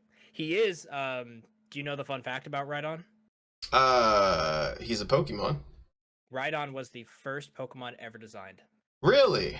Mm-hmm. Ever designed was Rhydon. When they were thinking, I forget his name, which is a sin. I don't want to guess which Japanese guy it is because I'll get it wrong. But when he was planning Pokemon and like drawing concept arts, Rhydon is the first one that we in the general public have gotten access to. So there might have been other ones, but yeah, he's known to be the first Pokemon ever designed, which is pretty cool. Him and Clefable. Clefable is really high, or Clefairy, one of the two. Right. Yeah, which is pretty cool. So he gets a tip of the hat for that as well. All right, let's move on. We've got Chansey. I'll start. Chansey, I don't really care for Chansey, but my love for Chansey just kind of pairs with my love for Pokemon in general, right? Because it's always in the Pokemon Center. I'm going to throw it up in B tier right next to Pikachu because it's kind of the same as Pikachu, where it's like just kind of a respect for Pokemon that makes me like Chansey. But personally, I'm like, it's just a Chansey, I'm putting him at the end of B. Like, I'm same reason. Mm-hmm. I have some respect, but like just enough to not really care. Okay. Yeah. That sounds like a back of B for me. Yeah. I mean, yeah. All right, what's this next one? Tangela, right? Or something like that? Yeah. So Tangela reminds me of McDonald's. Sometime in the early 90s, I ordered a Mighty Kids meal. It does and I got like a Happy Meal toy. No, and I got a Tangela. They had, I think it was for the Pokemon movie 2000 coming out or something, but it was a Tangela that had a little spinny thing on the back, and you wind it up on the table, and it's a spinning top. Okay. Yeah, I don't know why they chose Tangela for it, but instead of like, I don't know, Hitmonlee or something. It's like the right proportions or something. Or I don't know, Hitmontop? Yeah, that's a good point, yeah. Maybe it hadn't came out yet because I was Johto. Yeah, true. I don't know, man, but that's what I think of. That being said, it's a C. C? I put mine in C too, right in the middle. Yeah, total mid-tier C. I do like Tangrowth. When it gets an evolution, I think that's a cool evolution. But at the same time, the Tangrowth is kind of just like a bigger, matted ball. I mean, it's what you would expect it to evolve into. So I'm not really complaining too much. But I do think Tangrowth makes it a little cooler. But generally, it's just kind of it's just there. C type. I've never trained one though. Maybe if I trained one like Rhyhorn, it would kind of grow in my love. I'm not sure. Yeah, I could see that. All right. Got any love for Kangaskong? And that's Mega Kangaskong. Okay, the Mega, I'm actually just gonna drop down below. I have never encountered him. I've never messed with him. I don't think it's much of a change. What was the type change, if anything? I guess nothing. It was just a Mega, Nothing. right? It's just had a really OP ability where the baby would do an extra 50% of the damage of whatever attack you did. So Wow. Your attacks are basically 150% stronger. Wow. Yeah, it was broken. As far as Genghis Khan, I mean, I want to stick him in A tier, honestly. He's a very good Pokemon. But I don't think he's up there, man. Like, I think I'm sticking him towards the top of B. Okay. He's definitely not S for me. I put him at the back of B. Really? That low? Yeah, I've never really been a super big fan of it. And honestly, like I was just talking about how super powerful the Mega form is, that it's actually kind of annoying for me because I kept bumping into him during the X and Y days, which is when I did do a little bit of online competitive, just kind of like queuing up, right, in the matchmaking. And when you do that, you get people who are just pushing the meta over and over and over again. So I kept running into him, and I'm the type of Pokemon trainer where I'm going to use the 6 I love and try to make them as good as possible. Not I'm the metas. I'm not going to grab a Kangaskong just to win, you know, like that's not fun for me. Right, yeah, no, so I kept running into those, and I kept being like, I'm probably gonna lose, you know. There might have been a few battles where I won and I was super proud of my team, but generally speaking, I just got, you know, absolutely hammered by these, just totally clapped by all of these Mega Kangaskongs. So that kind of actually lowers him for me. I don't like Kangaskong. I got PTSD over Mega Kangaskongs. I feel it, man. Yeah, so back at B for me. These next two. Yeah, these next ones are fun. I'll let you go, Mr. Yes, Water. These next ones are awesome. They are absolutely fun. Very cool design, very cool moveset, very cool look, very cool backstory, very cool, very cool, very cool. They're not that good. Sorry to just take the 180. I mean, I cannot put them in A tier as much as I want to, but I cannot put them below B tier just because I love them so much. I think that's fair. I'm gonna put both of them like high B tier because I think they're very respectable designs. But you are right that they're not that good. Right. What they do evolve into though is an example of what we want more of. Seadra wasn't good enough, so they give him another boosted evolution, and now Kingdra is amazing. Yes. Kingdra's really, really cool. Yes. So yeah, they're gonna go up by Farfetch'd, right in front of Cloyster for me. They're both in that water type that I respect and would love to use, but maybe haven't used it before or not enough, you know. Oh yeah. No, yeah, I agree. They're right in front of Golduck for me, like number 15 in B tier. Yeah. Respectable. Yeah. Now, these next two, I'm actually gonna let you know straight up. Goldeen is back at C tier, and Seeking is one of the most boring Pokemon out there, I think. It is literally just a fish. And that's to its detriment. It's like Seal. It's actually going to hang out right next to Seal because it's just a fish. Yeah, so, fair enough. That's my thought. Goldeen's a little bit better because Misty used her pretty often in the anime. So Goldeen got kind of some screen time, and you're like, all right, you're like, whatever, Goldeen, you're fine. Competitively, I do like, I mean, they're really bad, but like using them in game, they do get Peck, which is a flying type, so that's cool because that can kill all the grass types that are trying to kill them. True, yeah. But besides that, like, they're just a fish. Yeah, I agree. They're both going D tier for me. They're unimpressive. Yep. They're not that good at Pokemon. I mean... Golding's lucky she got C tier for me. Listen, man, like, I'd like to eat one. Golding. That's about it. I would eat a Seeking. Yeah, that's what I'm saying. I'd try it. Probably tastes pretty buttery. Yeah. Nice fillet of Seeking. Oh yeah, dude. I mean, what do you think they're eating in those Pokemon games? Yo, they're eating Pokemon. Oh, 100%. They don't talk about it, but actually they talk about it, I think, a little bit, but they don't talk about it enough. But yeah, they're eating Pokemon. Oh yeah. Would you like to buy a Slowpoke tail for $10 million? Was it 10 mil? I don't know. That's a It was a steal. lot. It was more money you had in the game, that's for sure. Yeah. Yeah, Alright. yeah. What is it normally? $50 million, but I'll give you a special deal today. It's only 10 million. Yes. Wow, thanks, man. Like, whoa. I'm almost there. Yeah, what a steal. I can't miss up on this. These next two. Yeah, take it away, man. This is still in your water wheelhouse. I love these next two Pokemon. Absolutely love them. I have an obscene just love for these Pokemon. Dude, back in college, I spent 3 full quarters, 1 full year working on researching a cure for the sea star wasting disease just because I love sea stars so much. I absolutely love them. They're not bad Pokemon. They do unfortunately fall under the whole there's only one evolution, so they're not that strong end game type thing. Yeah, Starmie is. But pretty Starmie's exceptional, not though. bad, and Yeah, Starmie's it's not actually gonna go even at the end of A tier for me, whereas Staryu is going towards the beginning of B tier. And the only reason that that Starmie's going at the end of A tier is because if they had one more evolution, they would be S tier. Hmm. I guarantee if that. they had another evolution, that Pokemon would be S tier for me. Okay. So my love for these kind of equals yours. I have Staryu very high A tier. He's hanging out just in front of Seadra and Cloyster, just behind Farfetch'd. So high A tier for Staryu. Staryu.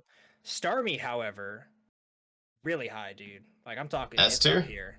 It's not S tier. It's not on my 6. I would gratefully love to train one now and then, but I have other water types that almost always take priority over this guy. Yeah. But I'm gonna drop him in A tier behind Victory Bell in front of Butterfree. It, like Butterfree, is an old teammate that I remember using on my original team. And not only that, but I used him over and over and over again as my main secret go-to weapon in Stadium, where he would have Starmie was honestly one of the best in the like versus your friends, right? Because they get different kind of moves based off what section of the game that you're choosing them in, but specifically in like I think it was 6v6 free for all where everything's level 100. Starmie had like Thunder and Surf and Psychic and Recover, and it was just an absolute beast. And so using it over and over and over again in Pokemon Stadium made me really fall in love with this Pokemon. And ever since then, it's been one of the best water types in the game. Period. I could see that. I've got a question. We're getting ready to come up on legendaries. Mm-hmm. We have any rules about how many about what can be in our S tier? Nah, man. 6 Pokemon in your S tier. All That's right. the only rule. That and only one from each line. Okay. Which I don't think is going to be a problem anymore at this point. Only one from each line? Yeah. Oh, like line of evolution. That's right. Okay. Line. Yeah. That's why my Ah, Squirtle's out. damn, dude. I want a Gyarados and a Magikarp. Yeah, well, I probably would too. We'll get there. It wants to splash, man. Yeah. Okay, we're coming up to some of the single evolution guys that didn't get evolutions until later, which were always kind of not as cool to me in the OGs because I just really like evolution. The idea and concept behind it's really cool for me. So like as a kid, yeah, I agree. I didn't care too much for Electabuzz and Magmar, but now that I'm older, 1, I know what they evolve into, but 2, I can just kind of respect them for like their designs alone. So I think a lot of these are actually going to be rated pretty high for me. So I'm not sure about you. Yeah, they are actually. I already placed Mr. Mime, and he's actually the back of A tier. Fantastic Pokemon. A tier Pokemon for you. He hits hard. I usually don't end up training him, but that's just because I usually don't end up finding him. You know, I mean, straight up. Yeah. But if I see one and I catch it, I will train him, and he's pretty solid, man. I don't know if he wouldn't end up on my final team probably, but he's pretty solid. Yeah, exactly. That's why he's A tier. Exactly. But he is solid A tier. Okay, I put him at the back of B. I don't like him as much, but he fits like all those other Pokemon down there, like Hitmonlee, Hitmonchan, where it's like I respect you enough that you're in B tier, you're a good Pokemon. You're just very much at the bottom of my interest level for that type of Pokemon. I can see that. Yeah. Now, Mr. Rhyme, which is it's either a Alolan form or Galar form. He's all about tap dancing and stuff, and I don't know. It never really caught on. Jived with me. Yeah, I didn't really care. I'm not going to drop it in D because I think it's a creative Pokemon, but it's just not for me. Like I just don't care for it. So it's gonna go back as C, kind of hanging out with Yeah, I'm not a big the fan. Alolan other stuff that's back there. Some of it's just kind of meh. I'm with you. Yeah, just kind of meh. My boy Scyther, what do you think? Scyther, dude. I'm gonna be real here. If anybody has Scyther anything lower than A, I think they're wrong. No, I'm wrong. Scyther's incredible. Scyther's great. Scyther is not strong enough endgame. No, but I think Scyther's design and personality as like a feisty Is amazing. praying mantis is so cool. Yes. I'm gonna let you know, I almost never train Scythers. Like they're not the Really? one I see, and I'm like, I want that. But it's a Pokemon from afar that I can respect so goddamn much that I'm like, you're A tier, 100%.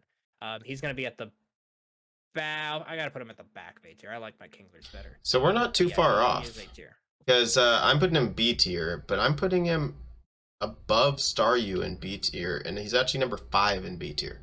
In front of Staryu, okay. He is in front of Staryu. He's actually a I feel fantastic like that's Pokemon. a statement for you. And as much as I like Staryu and Starmie, I think I've actually trained more Scythers. To high level, that is, at least, you know. Sure. I probably caught more Staryus, but I've trained more Scythers. And Scyther, not to get back on that stupid Pokemon Stadium game, but that one did have a fire. I could cut that log right on the mark every time. That one did have a that one we can confirm. Okay. Well, next up is his long lost sister, Jinx. Yeah. What's your thought on Jinx? But back of D tier. Nope, just kidding. Second from the back. Nothing's worse than Jigglypuff. Man. I don't like Jinx at all. Jigglypuff is all the way at the back for you. That's gotta get you some hate, man. I don't care. I don't care. I hate Jigglypuff. Even the freaking the Gigas are beating Jigglypuff. I don't hate Jinx as much, but she is C tier. I think she should have gotten a. Well, first off, she has that whole racism background where she was forced to be. Her skin color was forced to be changed to be. She used to be pure black in the old games, and then they forced her to be purple because people were saying that it, was racial profiling. Which, if you look at it, kind of was. So yeah, they were on the mark there. But even ignoring any of that and just kind of having her as a Pokemon, she's humanoid. I'm not the biggest fan of the humanoid Pokemon, like Hitmonchan, honestly, kind of weird. Jinx is kind of in the same ballpark for that. And then the fact that they didn't give her an evolution when they gave Scyther and Magmar and Electabuzz and even Mr. Mime at this point, they've like done new stuff with them. They don't want to touch Jinx because of her background as a all the stuff that she's been through basically in politics. So all of that puts her in the middle of C. She's behind Kakuna. I like Weedle better. I could see that. Okay. Electabuzz. There's some fun ones. Yeah, these next 5 are going to be really fun to talk about, to be honest. Yes, they will. I think they'll be a blast. All of them are great. Yeah, the next 6 even. Mm-hmm. What do you think about Electabuzz? Where would you put it? I think Electabuzz is a fantastic Pokemon. I haven't trained many, but I'd be a fool not to put him in A tier. He is above Mr. Mime, but he is behind Starmie. Okay. Yeah. Electabuzz for me, literally everything I said for Scyther, I could say again for Electabuzz. Yeah, I agree. A tier for me. I think he's a great. Fantastic Pokemon. I just personally never really trained him that many times. I'm with you, man. I've trained him once or twice, if that. But he's a great Pokemon. I love him. I'm always like waiting for the day where I play some random Pokemon game and I come across an Elekid early, and I'm like, "Yo, you're with me till the end." And I end up with this super awesome Electivire who's just like hitting crazy physical attack electric types. It'd be so cool. Yeah, that'd be awesome. Yeah. So he's hanging out. Question is, do I like him better than Scyther? I think I do, actually. So he's going to sit right in front of Scyther. Just behind Kingler, which Kingler probably doesn't... Or next to Krabby. I think Krabby doesn't want any electricity next to him, but too bad. All right. What do you think about Magmar? I'll let you start on this one, because I'm pretty excited for this. Okay, so Magmar for me is the exception to this rule. I don't think he's as cool as Electabuzz and Scyther and even Tauros when we get to Tauros. But he is cool. So because of that, he's gonna go high B tier for me, and I think I'm gonna put him probably. I'm looking at some of the options here. Probably just behind Nidoqueen. Okay. Feels like I know you can't see my cam right now because we're filming on 2 different things. But you're below me. You're down there. Yeah, I'm watching. Okay, fair enough. But when you said he's not as good as Electabuzz, I gave you 2 thumbs down on camera. Oh. Yeah. I mean, that's fair. He is S tier. Back of my S tier. S tier. I didn't realize you loved Magmar that much. He is fantastic. I think he's one of the best fire Pokemon ever. Okay. I think he's really original. I think he's really cool. I like that I'm able to take a humanoid kind of type of Pokemon and really like him, because I'm with you where I don't like a lot of the humanoid Pokemons. Yeah, he's not. I wouldn't say he's super humanoid. I mean, he's like Electabuzz humanoid. He's got the T-pose frame. He's like yeah, exactly. On there. But yeah, he's he's a big duck. Yeah. Fire duck, lava duck. Yeah, exactly, man. I really like him. I think he's a fantastic Pokemon. I think he's strong, and I can't think of many other fire Pokemon that I'd rather have. Okay. Yeah. Cool. S tier. How many S tiers you got? 3. I have him. In front of him, I have Poliwrath. In front of Poliwrath, I have my boy Pidgeot. Okay. I'm currently at Nidorino, Squirtle, Gengar, and Arcanine. But we are coming to the end here. We've got Pinsir and Mega Pinsir. You got any fondness for Pinsir? I actually really like Pinsir.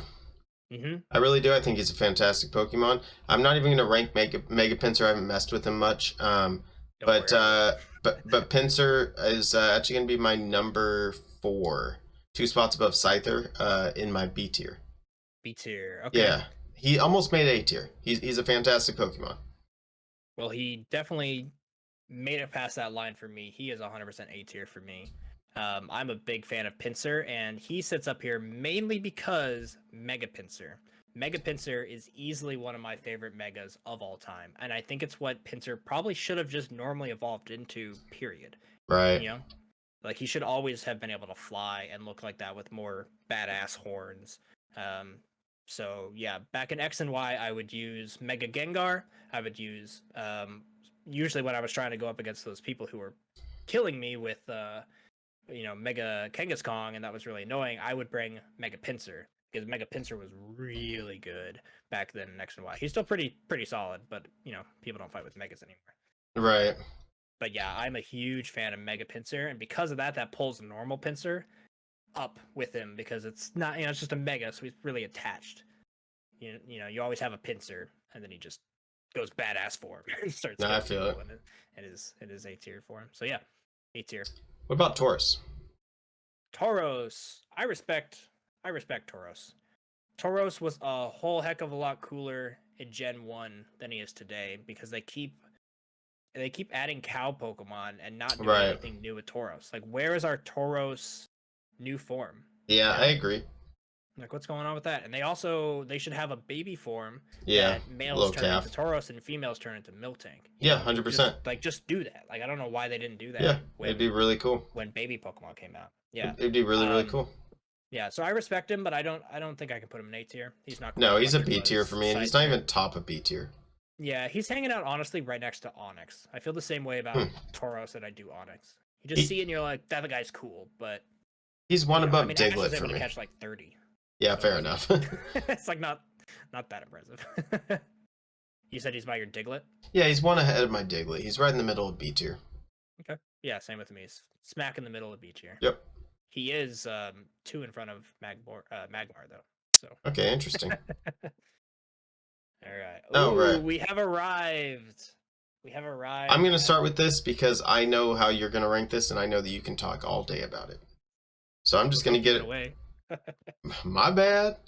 He hates him. Absolutely hates him. Yeah, I hate him. This thing's trash. All I can do is splash.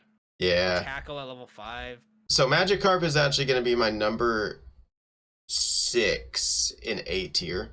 And it's because I think he is honestly a solid B tier. I understand it's just tackle and splash, but I love him for who he is, who the memes are, and who he turns into. Not to mention my first day back in country after Pokemon Go came out, I went out to play for the first time yeah. with friends, and I caught a shiny. Yep, So that was cool. I can confirm I have seen it. Yes. He has a shiny Magikarp in Pokemon Go. Yeah. Pretty cool. Like, that's just cool, you know? But as far as Gyarados, dude, they are both A tier, and they're actually both right in front of Magikarp. The Mega is actually in front of both of them.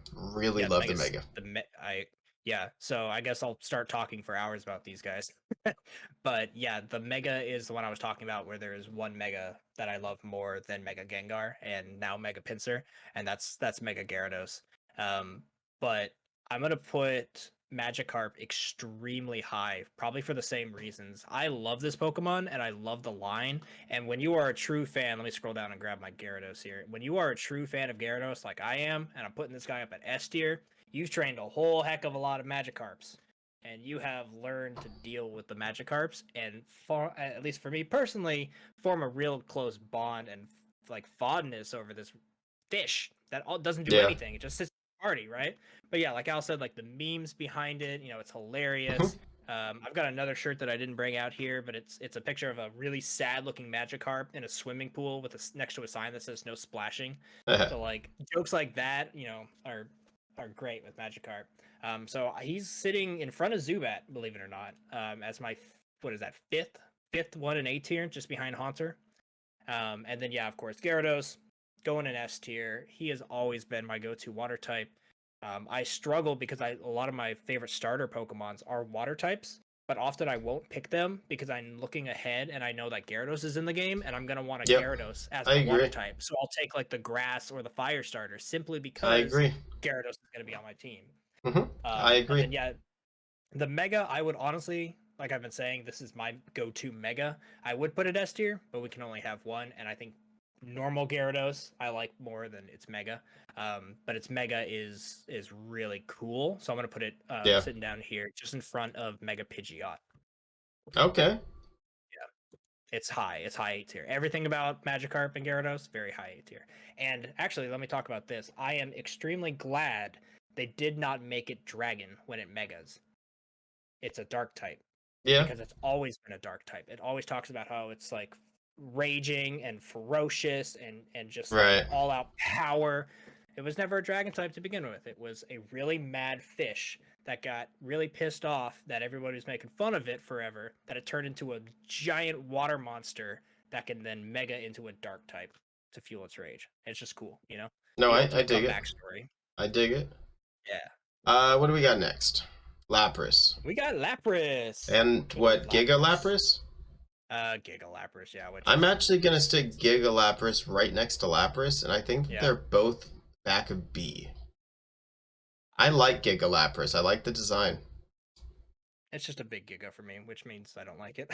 No, it's one of the few that I already see Lapras as big, and I'm like, all right, if you're gonna make a Giga, yeah, let's grab a big one and make them bigger. I'm in. Fair enough. Fair enough. Where do you put normal Lapras? They're both back of B, but normal is one ahead of Giga. Okay, I'm actually bringing Lapras up to A tier. Really? Lapras is a fantastic Pokemon. Yeah, Lapras can hit. It's Lapras. I'm trying to think right now if there's any other Ice type I like more, but I don't think there is. Just quickly off the top of my head, I think this is my favorite Ice type. Period. And there's not many good Ice types. Right. It's like one of the worst types, if not the worst type. Maybe Bug, but yeah. Yeah. But yeah, I'm putting him. He's at the back of A tier, but he's in front of Kingler. I really respect Lapras, and everybody got a Lapras, in the original games. Yeah. So I feel like it's very fond. Everyone got their Lapras, and I feel like everybody saw it in the anime. Yeah, 50% of the people, nicknamed it Nessie, and they're like, "Hey, I've got my Loch Ness monster," and it's great. I wasn't in that 50%. I wasn't either, but I'm just saying. I honestly think I named him Boat, and I thought it was the funniest thing in the world. Yeah, dude, he's my boat. I mean, yeah, I was about to say that everybody used it as a boat, as a surfing. Oh, 100%. Surfing Pokemon. I mean, that was that's the gameplay decision behind Lapras, right? It was like, hey, the players need to surf now. Let's give them a Pokemon that has surf so that they could never complain that they didn't. Right, yeah. Yeah, but beyond that, I think it's an amazing Pokemon. And this is actually a Pokemon I'm okay that it doesn't evolve. And there's not many that I can say that about. But I'm okay that it doesn't evolve. It's already big enough. It's like Yeah. Snorlax. It's a very solid one evolution Pokemon, and it's cool because of that. All right. Let's roll Ditto. through this. Let's see. Yeah. Ditto is one that I don't have much to say about. Really? I don't like Ditto. You don't. I don't like Ditto. I But you're a think breeder. I understand. He's just a tool for you to use. That poor Pretty much. He's he's gonna be in C, but he's at the back of C. Okay. I don't think he's a good Pokemon. He's basically useless when he transforms into any other Pokemon, and the only thing I use him for is breeding. Okay. I don't know if I agree with the take that he's useless when he changes into Pokemon. He is extremely hard to use competitively, but if you do use him, he can be like you can be your golden Pokemon that everyone has to build their team around the fact that you have a Ditto, right? So when you get really into the nitty gritty of Pokemon and competitive building and all that, I think Ditto usually falls short of the mark. But when you have some fun formats that he is able to be used effectively, just the idea of copying your Pokemon is really, really interesting. But I put him in the middle of B because he's a Pokemon like Pikachu and Chansey, which I put him in between here in B tier. He's a staple. He just reminds me of Pokemon, right? Like if I think Pokemon, I think Pikachu, I think Chansey in the Pokemon Center, and I think Ditto while breeding. So he's a staple Pokemon that you're going to use in every Pokemon game, and he's middle of B tier because of that. My B tier is I stacked, can see that. too, by the way. My B is the biggest. C is a close second, though. I'm putting a lot between B and C. B should be the middle, I guess.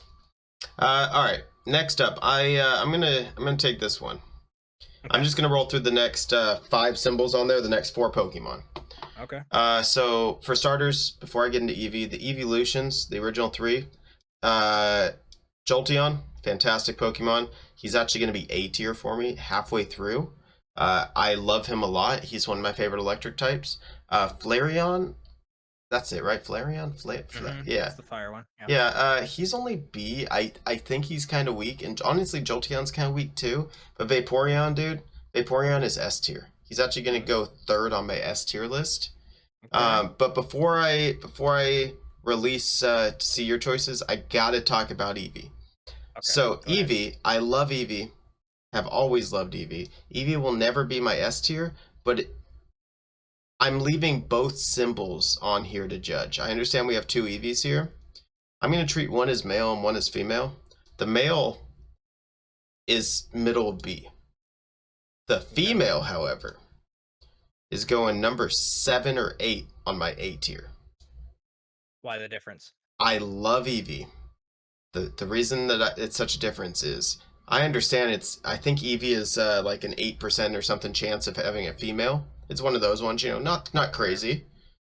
But I swear to God, I could catch 1,000 Eevees and none of them will ever be female. So I just respect it. It's that elusive catch, basically. No, 100%. 100%. The odds are no worse for it than like most other Pokemon. But I cannot catch a female Eevee. So, fair enough. Okay. What do you think of the evolutions?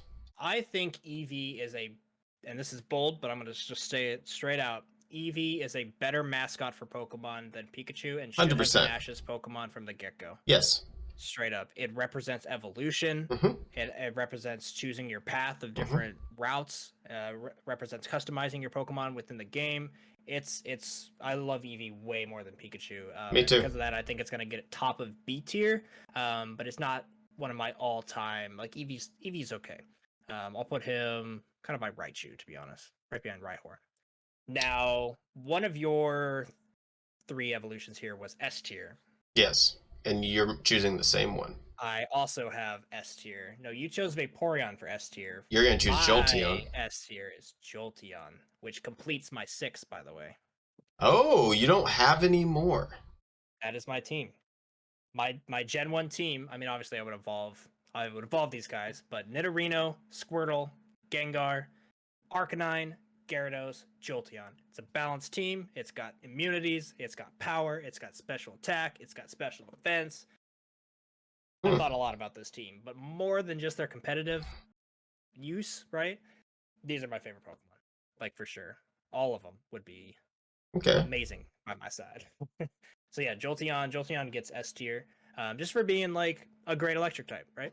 Really, really fast, really, really fun, and everybody always ends up getting an EV, so you end up kind of getting used to one or the other. Right. As far as the other ones, I'm gonna put Vaporeon also up in A tier, or not also, but up in A tier, because I feel like Vaporeon honestly is very similar to Scyther and Electabuzz, so it's gonna sit at the back. I don't necessarily personally really like Vaporeon, but I respect it, and it's like a really strong Pokemon. I think it's a staple evolution. And even if we're looking amongst all the evolutions, like the other ones that aren't in Gen 1, Vaporeon's still really high on my list. Unfortunately for Flareon falls short. I I feel like agree. Flareon could be cool, and they've done a lot to fix it. But it's lacking so many. Just like it's lacking moves, it's lacking a little bit of stats where you want it. I think design looks all right, looks cool. But yeah, it's gonna be back at B tier for me. It's just it's like Ponyta, man. It's just like it's there. It's okay. Yeah. It's fine. And then this giant EV is the definition of why I don't like Gigas. It's just a bigger version of Yep. a Pokemon that has like clouds Yep. around it. I didn't even rate it. I Yeah, don't like it at all. It's down at D. It's in the trash. Yeah, it's garbage. Yep. Speaking of garbage, Polygon. Ooh, that's harsh. What do you got against my boy Polygon? I'm gonna put him in D. Oh yeah, Porygon. D tier. Don't like him at all. I've never liked him. I think he's kind of useless. He has some good moves, and a lot of people like him, and I get that. I mean, you got a lot of hate for it. Don't really care, but I'm gonna put him, you know, above the long neck. So I mean, there's that. That's got to be one of the decisions you've made that I disagree with the most. Really? Yeah, hey, I'm not here to say this is the best Pokemon in the world, but I do really like Porygon. Really? Same with he's cool because he's the only Pokemon that was created by man, or not the only, but like that's his. I was gonna say we're coming up on another one right now. Yeah. There's one big obvious exception to that. But yeah, he's not really like super explained. He's like just some like AI program that became a Pokemon. He's B tier, but he is honestly high B tier. I really like him. I'll probably put him. Let's see. Do I like him more than Pikachu? That's always the question. I think no. So he's gonna hang out here behind Clefable. I think that's a respectable spot for him. Okay, I can see that.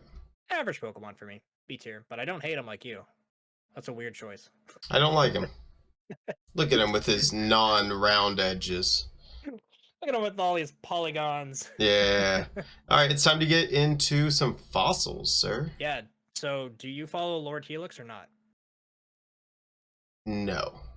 Oh, that is the worst thing you have said in this entire video. Do you even know what I'm talking about? No. Okay. Long story short, because we're diving into some deep Pokemon fandom lore, if you will. There was that Twitch Plays Pokemon event that happened years ago at this point. The players let the player in the Pokemon game choose Lord Helix, which was the Helix fossil from Mount Moon.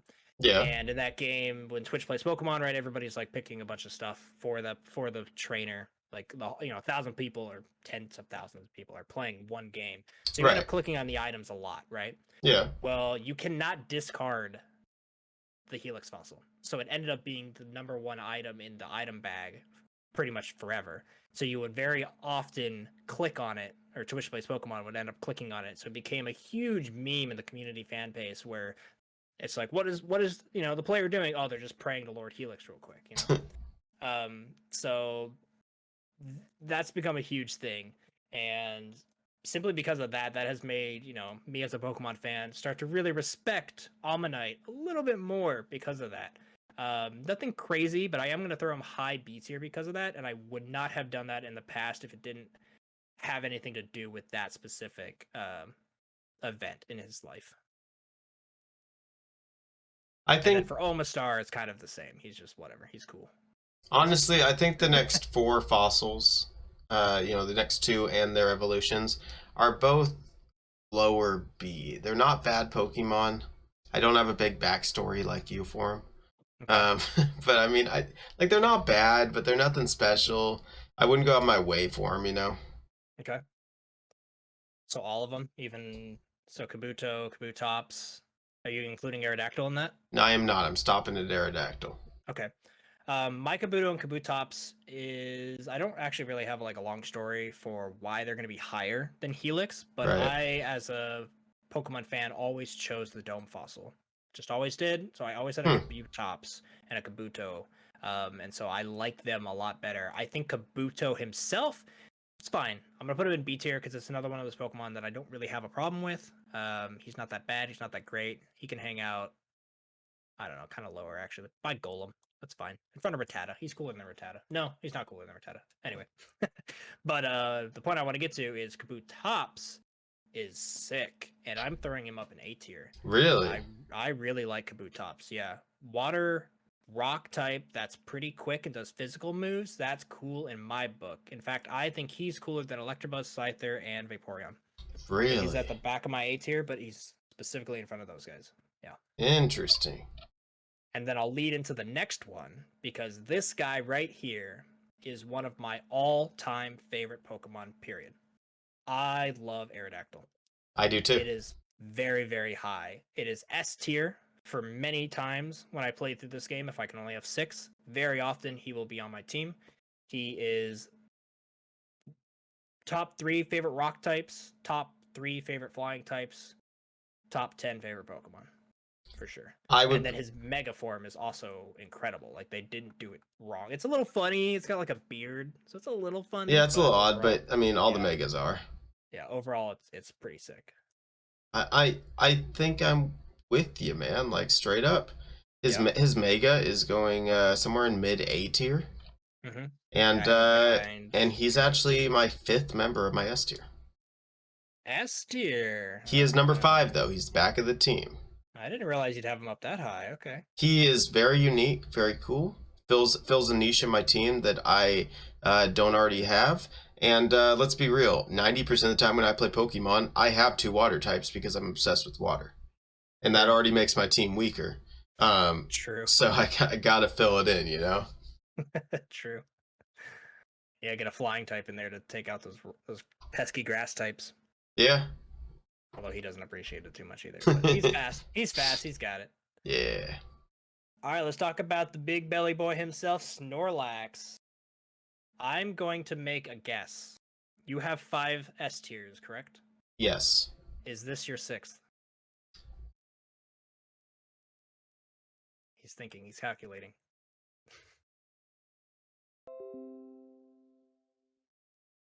Yes. Yeah, okay. I was like, come on, man. I know you love He this beats guy. out 2 of them. He's number 4. Beats out Replace the Magmar and Aerodactyl beats number out Aerodactyl. Okay. So my final 6 are Pidgeot, Poliwrath, Vaporeon, Snorlax, Magmar, and Aerodactyl. Respectable team. I appreciate a lot of those Pokemon. Yeah. Snorlax for me is mid A tier. He is amazing. Like what? But Can I even he say can about be Snorlax? anything, dude. He can be a special attack Snorlax. Okay, he cannot be a special attacking Snorlax, guys. You know how I was telling you all how he trained a ton of Froakies until he attempted to get that shiny Froakie. What he did not tell you was that he also went out of his way to breed a ton of Snorlaxes so that he could get the most flawless IVs and EVs for a special attacking Snorlax. Special attacking and speed. I was hoping with enough speed he can get up to normal speed. Let's yeah. Dude, this guy had ice that. beam, freaking hydro pump, flamethrower. I think you went full hog, man. You had Fire Blast, Blizzard, Thunder, and Hyper. Did Beam. I? You just went all out. It was ridiculous. And then when it hit my Crobat, it would do like half damage because it's a Snorlax and it shouldn't be special attacking. Dude, he did half damage on a special attack. That's pretty solid. That's a good Snorlax. For a Snorlax, sure, I'll give him that. Yep. I love that boy, man. Yeah. So I put him middle of A. He is pretty much above everything that doesn't have a really specific personal reason for me to love it. He is right behind Ivysaur, which I love because of Super Smash Bros. Fair enough. Yeah. Although I guess actually no, you know what? I gotta drop him below Butterfree because those guys are usually on my team, and Snorlax is just there as a staple, respectful nod. But of course, I've used plenty of Snorlaxes. Hard not to in every game in the Kanto region throws one at you. Throws two at you actually sometimes. True. Now it's Giga Form. I don't know, man. I feel like I'm just harping on about these Giga Forms. I'll put this one in the back of C instead of the back of D because it's kind of silly, but he just gets even bigger, and he's so big that he grows a tree on his belly. Yeah, I don't like his Gigaform at all. I'm actually putting him second to last in D. The only thing he beats out is Jigglypuff. Okay. Yeah, it's dumb. Yeah. Okay, so for the next three down here in legendaries, I want you to move over the forms so that the next three are Articuno, Zapdos, and Moltres, and we'll talk about their Galarian forms next. Okay. Because I know you don't know about those, but do you have a favorite of these three? Because I feel like every Pokemon fan that grew up and watched the first movie and then specifically watched the second movie, because of that second movie, they have a favorite. It might be Lugia and it might be Ho-Oh, but it might be one of these three. Do you have a favorite? Yeah, Zapdos, easily. Zapdos. Love Okay. Zapdos. Team Instinct, by the way. True, true. Respect. Although you're what? Team Mystic? Yeah, insulting. Valor for life, sir. Valor for life. Team Red all the way. All right. Uh, Well, how do you rank these three? Where do you tier them? Zapdos is I put Zapdos. Yeah, I put Zapdos as a lower A tier. Honestly, okay. Like I'm talking like third from the back of A tier. I'm actually right there with you. I'm gonna be real. Yeah. He is probably right behind Kingler for me. I like him more than Crab. He's gonna split up my Kingler and Krabby. Split the team apart. I think Moltres is actually directly behind him. Really? Mm-hmm. So that's where I disagree. I think Moltres, for whatever reason, is a lot lower than the other two. I don't think he's C, but I'm not gonna lie, man. He's like back a B tier. I really am not the biggest fan of Moltres. I always thought he was kind of just like a chicken on fire, you know? Like, yeah. That's all he needs to be, but like... Moltres is actually close to being my favorite out of the three. Oh, okay. Yeah, I mean, they're real close. And then this is going to be a very unpopular opinion, but Articuno is like a B tier. Like, he's behind Scyther, and actually he's behind Staryu. I'm not a big fan. I think that's where I disagree. Articuno is my favorite. I think Articuno is hands down the strongest of the three. Articuno is my favorite legendary. Huh. Period. Yep, interesting. Always has been. Always has been. Ever since I was a kid, I always really enjoyed Articuno. I wish he was a lot stronger. He's a frail special defensive tank, which, you know, that sentence speaks for itself, I think. So his competitiveness is really bad, but he's just like this really elegant bird. And again, I really like flying types. So as far as like isolating within legendaries, Articuno is my favorite out of that. And he's just cool, man. Big ice bird, flying in blizzards and stuff. It was just really cool. Is he your favorite legendary in Gen 1 or overall? I would probably say overall. That's interesting. I'd have to pick Groudon. Groudon's cool. Yeah. I am also someone who never uses legendaries on his team. I will catch them for completion, but I do not use them because I think they're an in-game way to give you an easy end of the game. And I agree. Train 6 for the Elite Four, and not bring in a legendary. It's not me. I agree. Yeah. All right, so I don't know the next three. I'm not even going to rank them. Okay. But that being said, Moltres looks dope. Moltres does look dope. Yeah, so out of these next three, it's actually kind of almost flipped for me. I really do not like the new Articuno form, so much so I think its head looks kind of just like weird. He's going back a C tier. Like, really? I'll put him in front of Drowsy, but like I don't even know if he deserves that. But I'll do Moltres first. I do think Moltres, they made him look really, really cool, and they almost went the like overly cool route with him, right? Like, he's a dark fire type, I believe, and so he's dark fire. Like, he's just cool. Yeah. I'm gonna put him in the middle of B, right next to someone who I think is just as cool, Alolan Marowak. They both have that fiery coolness, which is hard to beat. But my favorite, dude, they made the new Zapdos is a fighting type based off a Roadrunner. He doesn't fly, he runs. And I have wanted a Roadrunner Pokemon for so long. I'm a little bummed that it's a legendary because it's a legendary, so that it's going to be hard to catch. It might be not in some formats or whatever because it's a legendary. Right. But if this was just a normal Pokemon, it would be so high for me, possibly S tier. Not even kidding. Like, I love Roadrunners, one of my favorite birds of all time. Huge fan of birds in general. And I actually, like I said, I don't usually catch legendaries and use them on my team. But the new Sword and Shield games were post game when I got those. So at that point, I was like, yeah, why not? Trained it up, used it on my team, and beat all the DLC with this guy as pretty much my main. So he is high A tier. I have a lot of respect for him. He's actually going to go probably right behind Pidgeot, to be honest. Okay. It's a cool Pokemon. All right. Getting to the end here. Last evolution in line, and then we've got the Mewtwo and Mew. You got any love for Dragonite? Yes, I do actually. All three I think are fantastic Pokemon, and could easily make my S tier team as far as legendaries go. Top three legend. Not a legendary. Sorry, you're right. Not technically. It's a pseudo legendary, but yeah. I mean, come on. Okay, yeah, It's you're not right. legendary. You're right. He's not. All right, fair enough. I still wouldn't put him on my team because he feels like a legendary. Maybe that's just me. But that being said, fantastic Pokemon. The entire chain. Love them all, and they are all going in A tier for me. All in A tier, okay. I'm unique in that I would agree that Dratini, they're all higher than B for sure. Like they're B or A. I'm trying to decide where I want Dratini because I think Dratini is one of the cutest Pokemon they've ever made. And that probably holds some like more or should probably hold more weight than it should. But I think I'm gonna put him top of B tier. I'm thinking I like him as much as Bellsprout. Dragonair. Dragonair is dope. This is where I get a little controversial. Dragonair is cool, but I don't like it as much as I do Dragonite and Dratini. That's interesting. Because I put him in the front. Yeah, I think a lot of people would probably put him in the front. He's hanging out with Executor and Sandslash for me. It's okay. It's okay.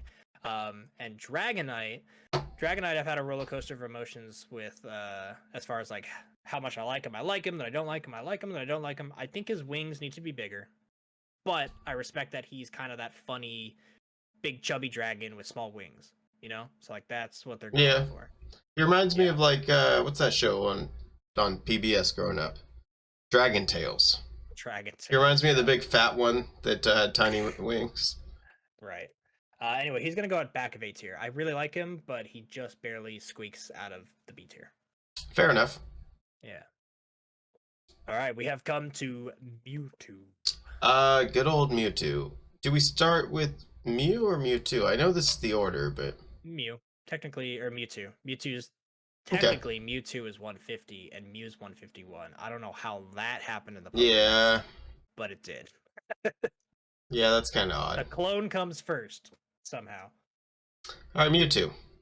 Yep, Mewtwo. Mewtwo can be an incredibly strong Pokemon. That's Mega Mewtwo right afterwards, right? That's not Giga, that's Mega. It's Mega, and he has 2 Mega forms. Right. Because he's special, like does he have? Wait, he has 2. The other one's also him. It's not Mega Mew. Yep, that's Mega Mewtwo X and Mega Mewtwo Y. Interesting. I've only seen the first one. Special attacking.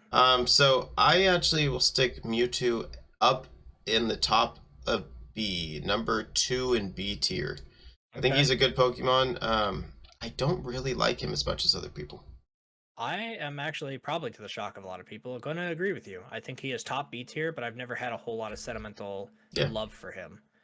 He's going to go right behind Eevee. But I think it's hard to understate how important he is. Not to mention he's kind of a dick in the movie.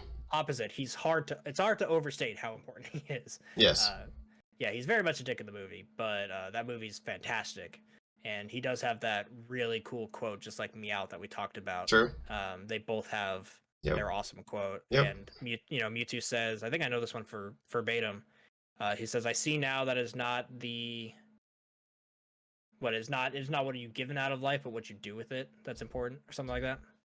I guess I don't know it verbatim, but it's something like that, and it's a really powerful quote that has stuck with me as a person. No, 100%, man. Now the megas. Real quick before you get into the megas, I can see now that the circumstances of one's birth are irrelevant. It is what you do with the gift of life that determines who you are. Yes. Fantastic quote. I want that quote on one of those promotional posters in my living room. Like, that is an amazing quote, you know? Yeah. That and the Meowth one. Yeah, the megas, I'm assuming that's X and then Y. It's X first, yep. So that makes sense why I saw why I know the left one. I had X. Yeah, that was one I had, and I actually really like it. I actually like it more than normal Mewtwo, and I'm gonna bump him to the back of A. Okay. I am. So I'm not gonna lie, I don't actually like the mega forms. I think they both look kind of dumb. They don't. Well, no. Here, let me back up. I think Mega Mewtwo X looks cool, but they made him fighting type, which I don't agree with. I think he should have looked like that and then still been just powerful and psychic. I don't like the long head tail of Mewtwo, Mega Mewtwo Y, but I do like that he's like a special attacker. So because of that, X is in C tier, but Y is going to be in B tier, probably behind Moltres. Not the biggest fan of him, I'll be real. I would prefer just normal Mewtwo. Okay. Yeah. I can see that. And then good old Mew. What do you got to say about our boy Mew? Number 151, the last on this list. Number 151.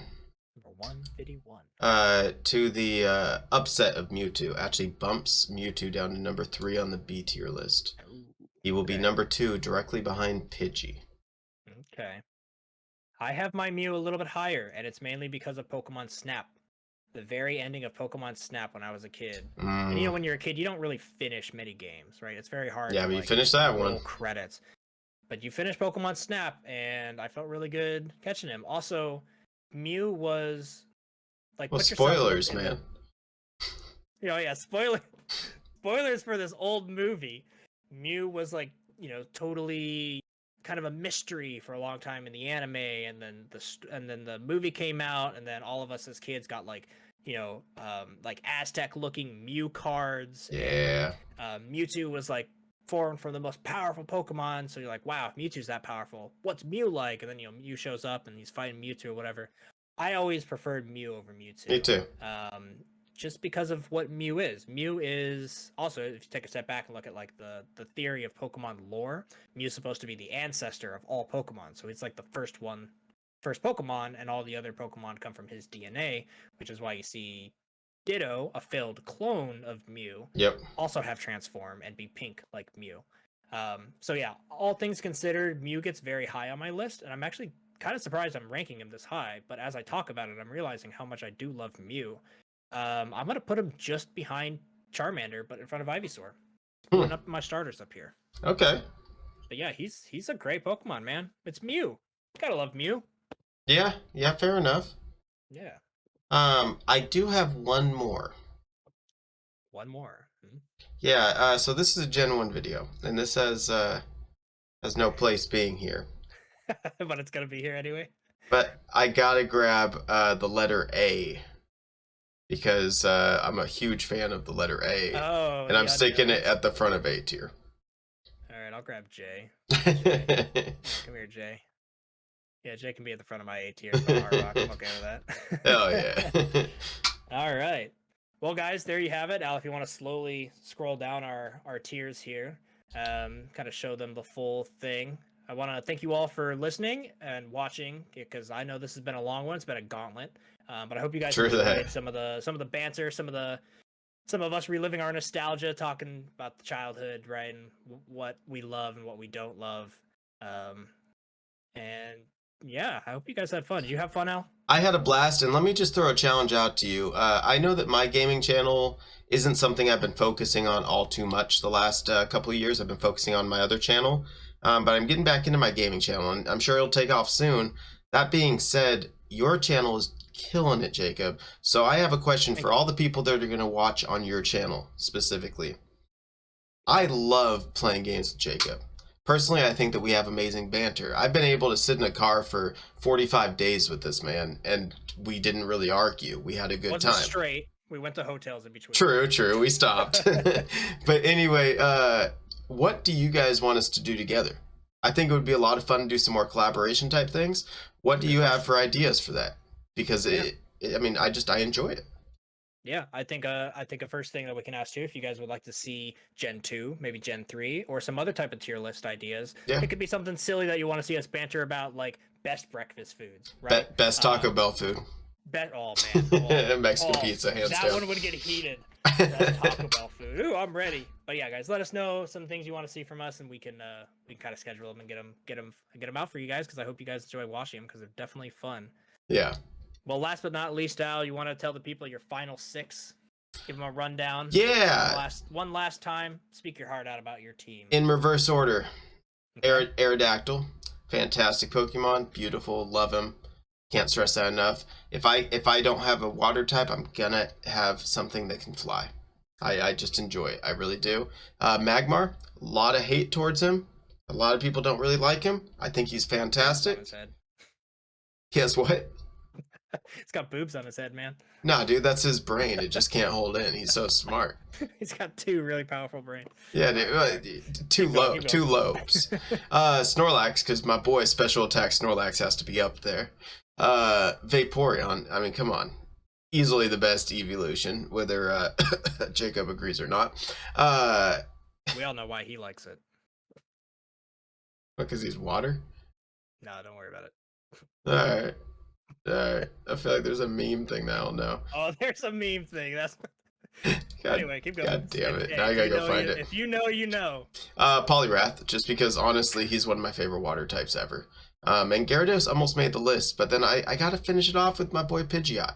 I don't remember the last. I mean, you could ask Jacob. I mean, you can ask you, man. I don't remember the last time I played Pokemon that I didn't train a Pidgey. Yeah, he's your staple starter for sure. That's the Pokemon I see with Al the most. Yep, 100%. And he's not even the best Pokemon. I just love him. These aren't meant to be the Pokemon. They're meant to be our S tier. Exactly. What about you? So quick rundown on mine. I've got, again, from last to first, we've got Jolteon, my staple little. I see it as my little pet that I would have in the house. You know, I got a cute little Jolteon hanging out, but it's a vicious special attacker, and it is one of the fastest Pokemon on my team. Crobat's not on here, but you will notice that I love fast Pokemon. That's another trend of mine. Followed by Gyarados, my staple beast, my riding steed through the oceans. Used to be a tiny little fish that I would keep in a fish tank, but now it's one of the strongest members, period, out there. Like, this Pokemon is incredible. Then we've got Arcanine, the goodest boy that ever was, the only fire type I personally think anybody ever needs. Don't need Charizard. He's overrated. Get yourself an Arcanine. Trademarking that right now. I agree. We don't need Charizard. And then, of course, Gengar, right? Grab my shirt one more time. He's a good one. Gengar is incredible. Look how cool he always is on shirts, in game. Everybody loves Gengar. What can I say? Gengar is fantastic. He's there to be your best friend. And then my top 2 are both my personal starters. One in the video game world that was literally my first Pokemon, Squirtle. And then one in my fantasy world that if I lived out in real life with Pokemon out in the real world, I would very likely trade a Nidoran into a Nidorino. So Squirtle and Nidorino they're my favorite Pokemon on this list, for sure. They're pretty much tied, but we'll put Nidorino in first just to have them up there. All right, man. Well, thanks everybody one more time for watching. I welcome you to go over to Al's channel, give him a subscription, help him out. I hope you guys enjoyed listening to our banter. And again, let us know some of the cool things you want to see us do in the future. But yeah, any last words from you, Al? Yeah, I think that we can all, after 3.5 hours, however long this video is, we all came to one very important conclusion. Jigglypuff deserves to be last. And on that note, I'm out. All right, everybody. Poor Jigglypuff, but we're out of here. I've been Jay. I hope you guys all have a good rest of your day. But until next time,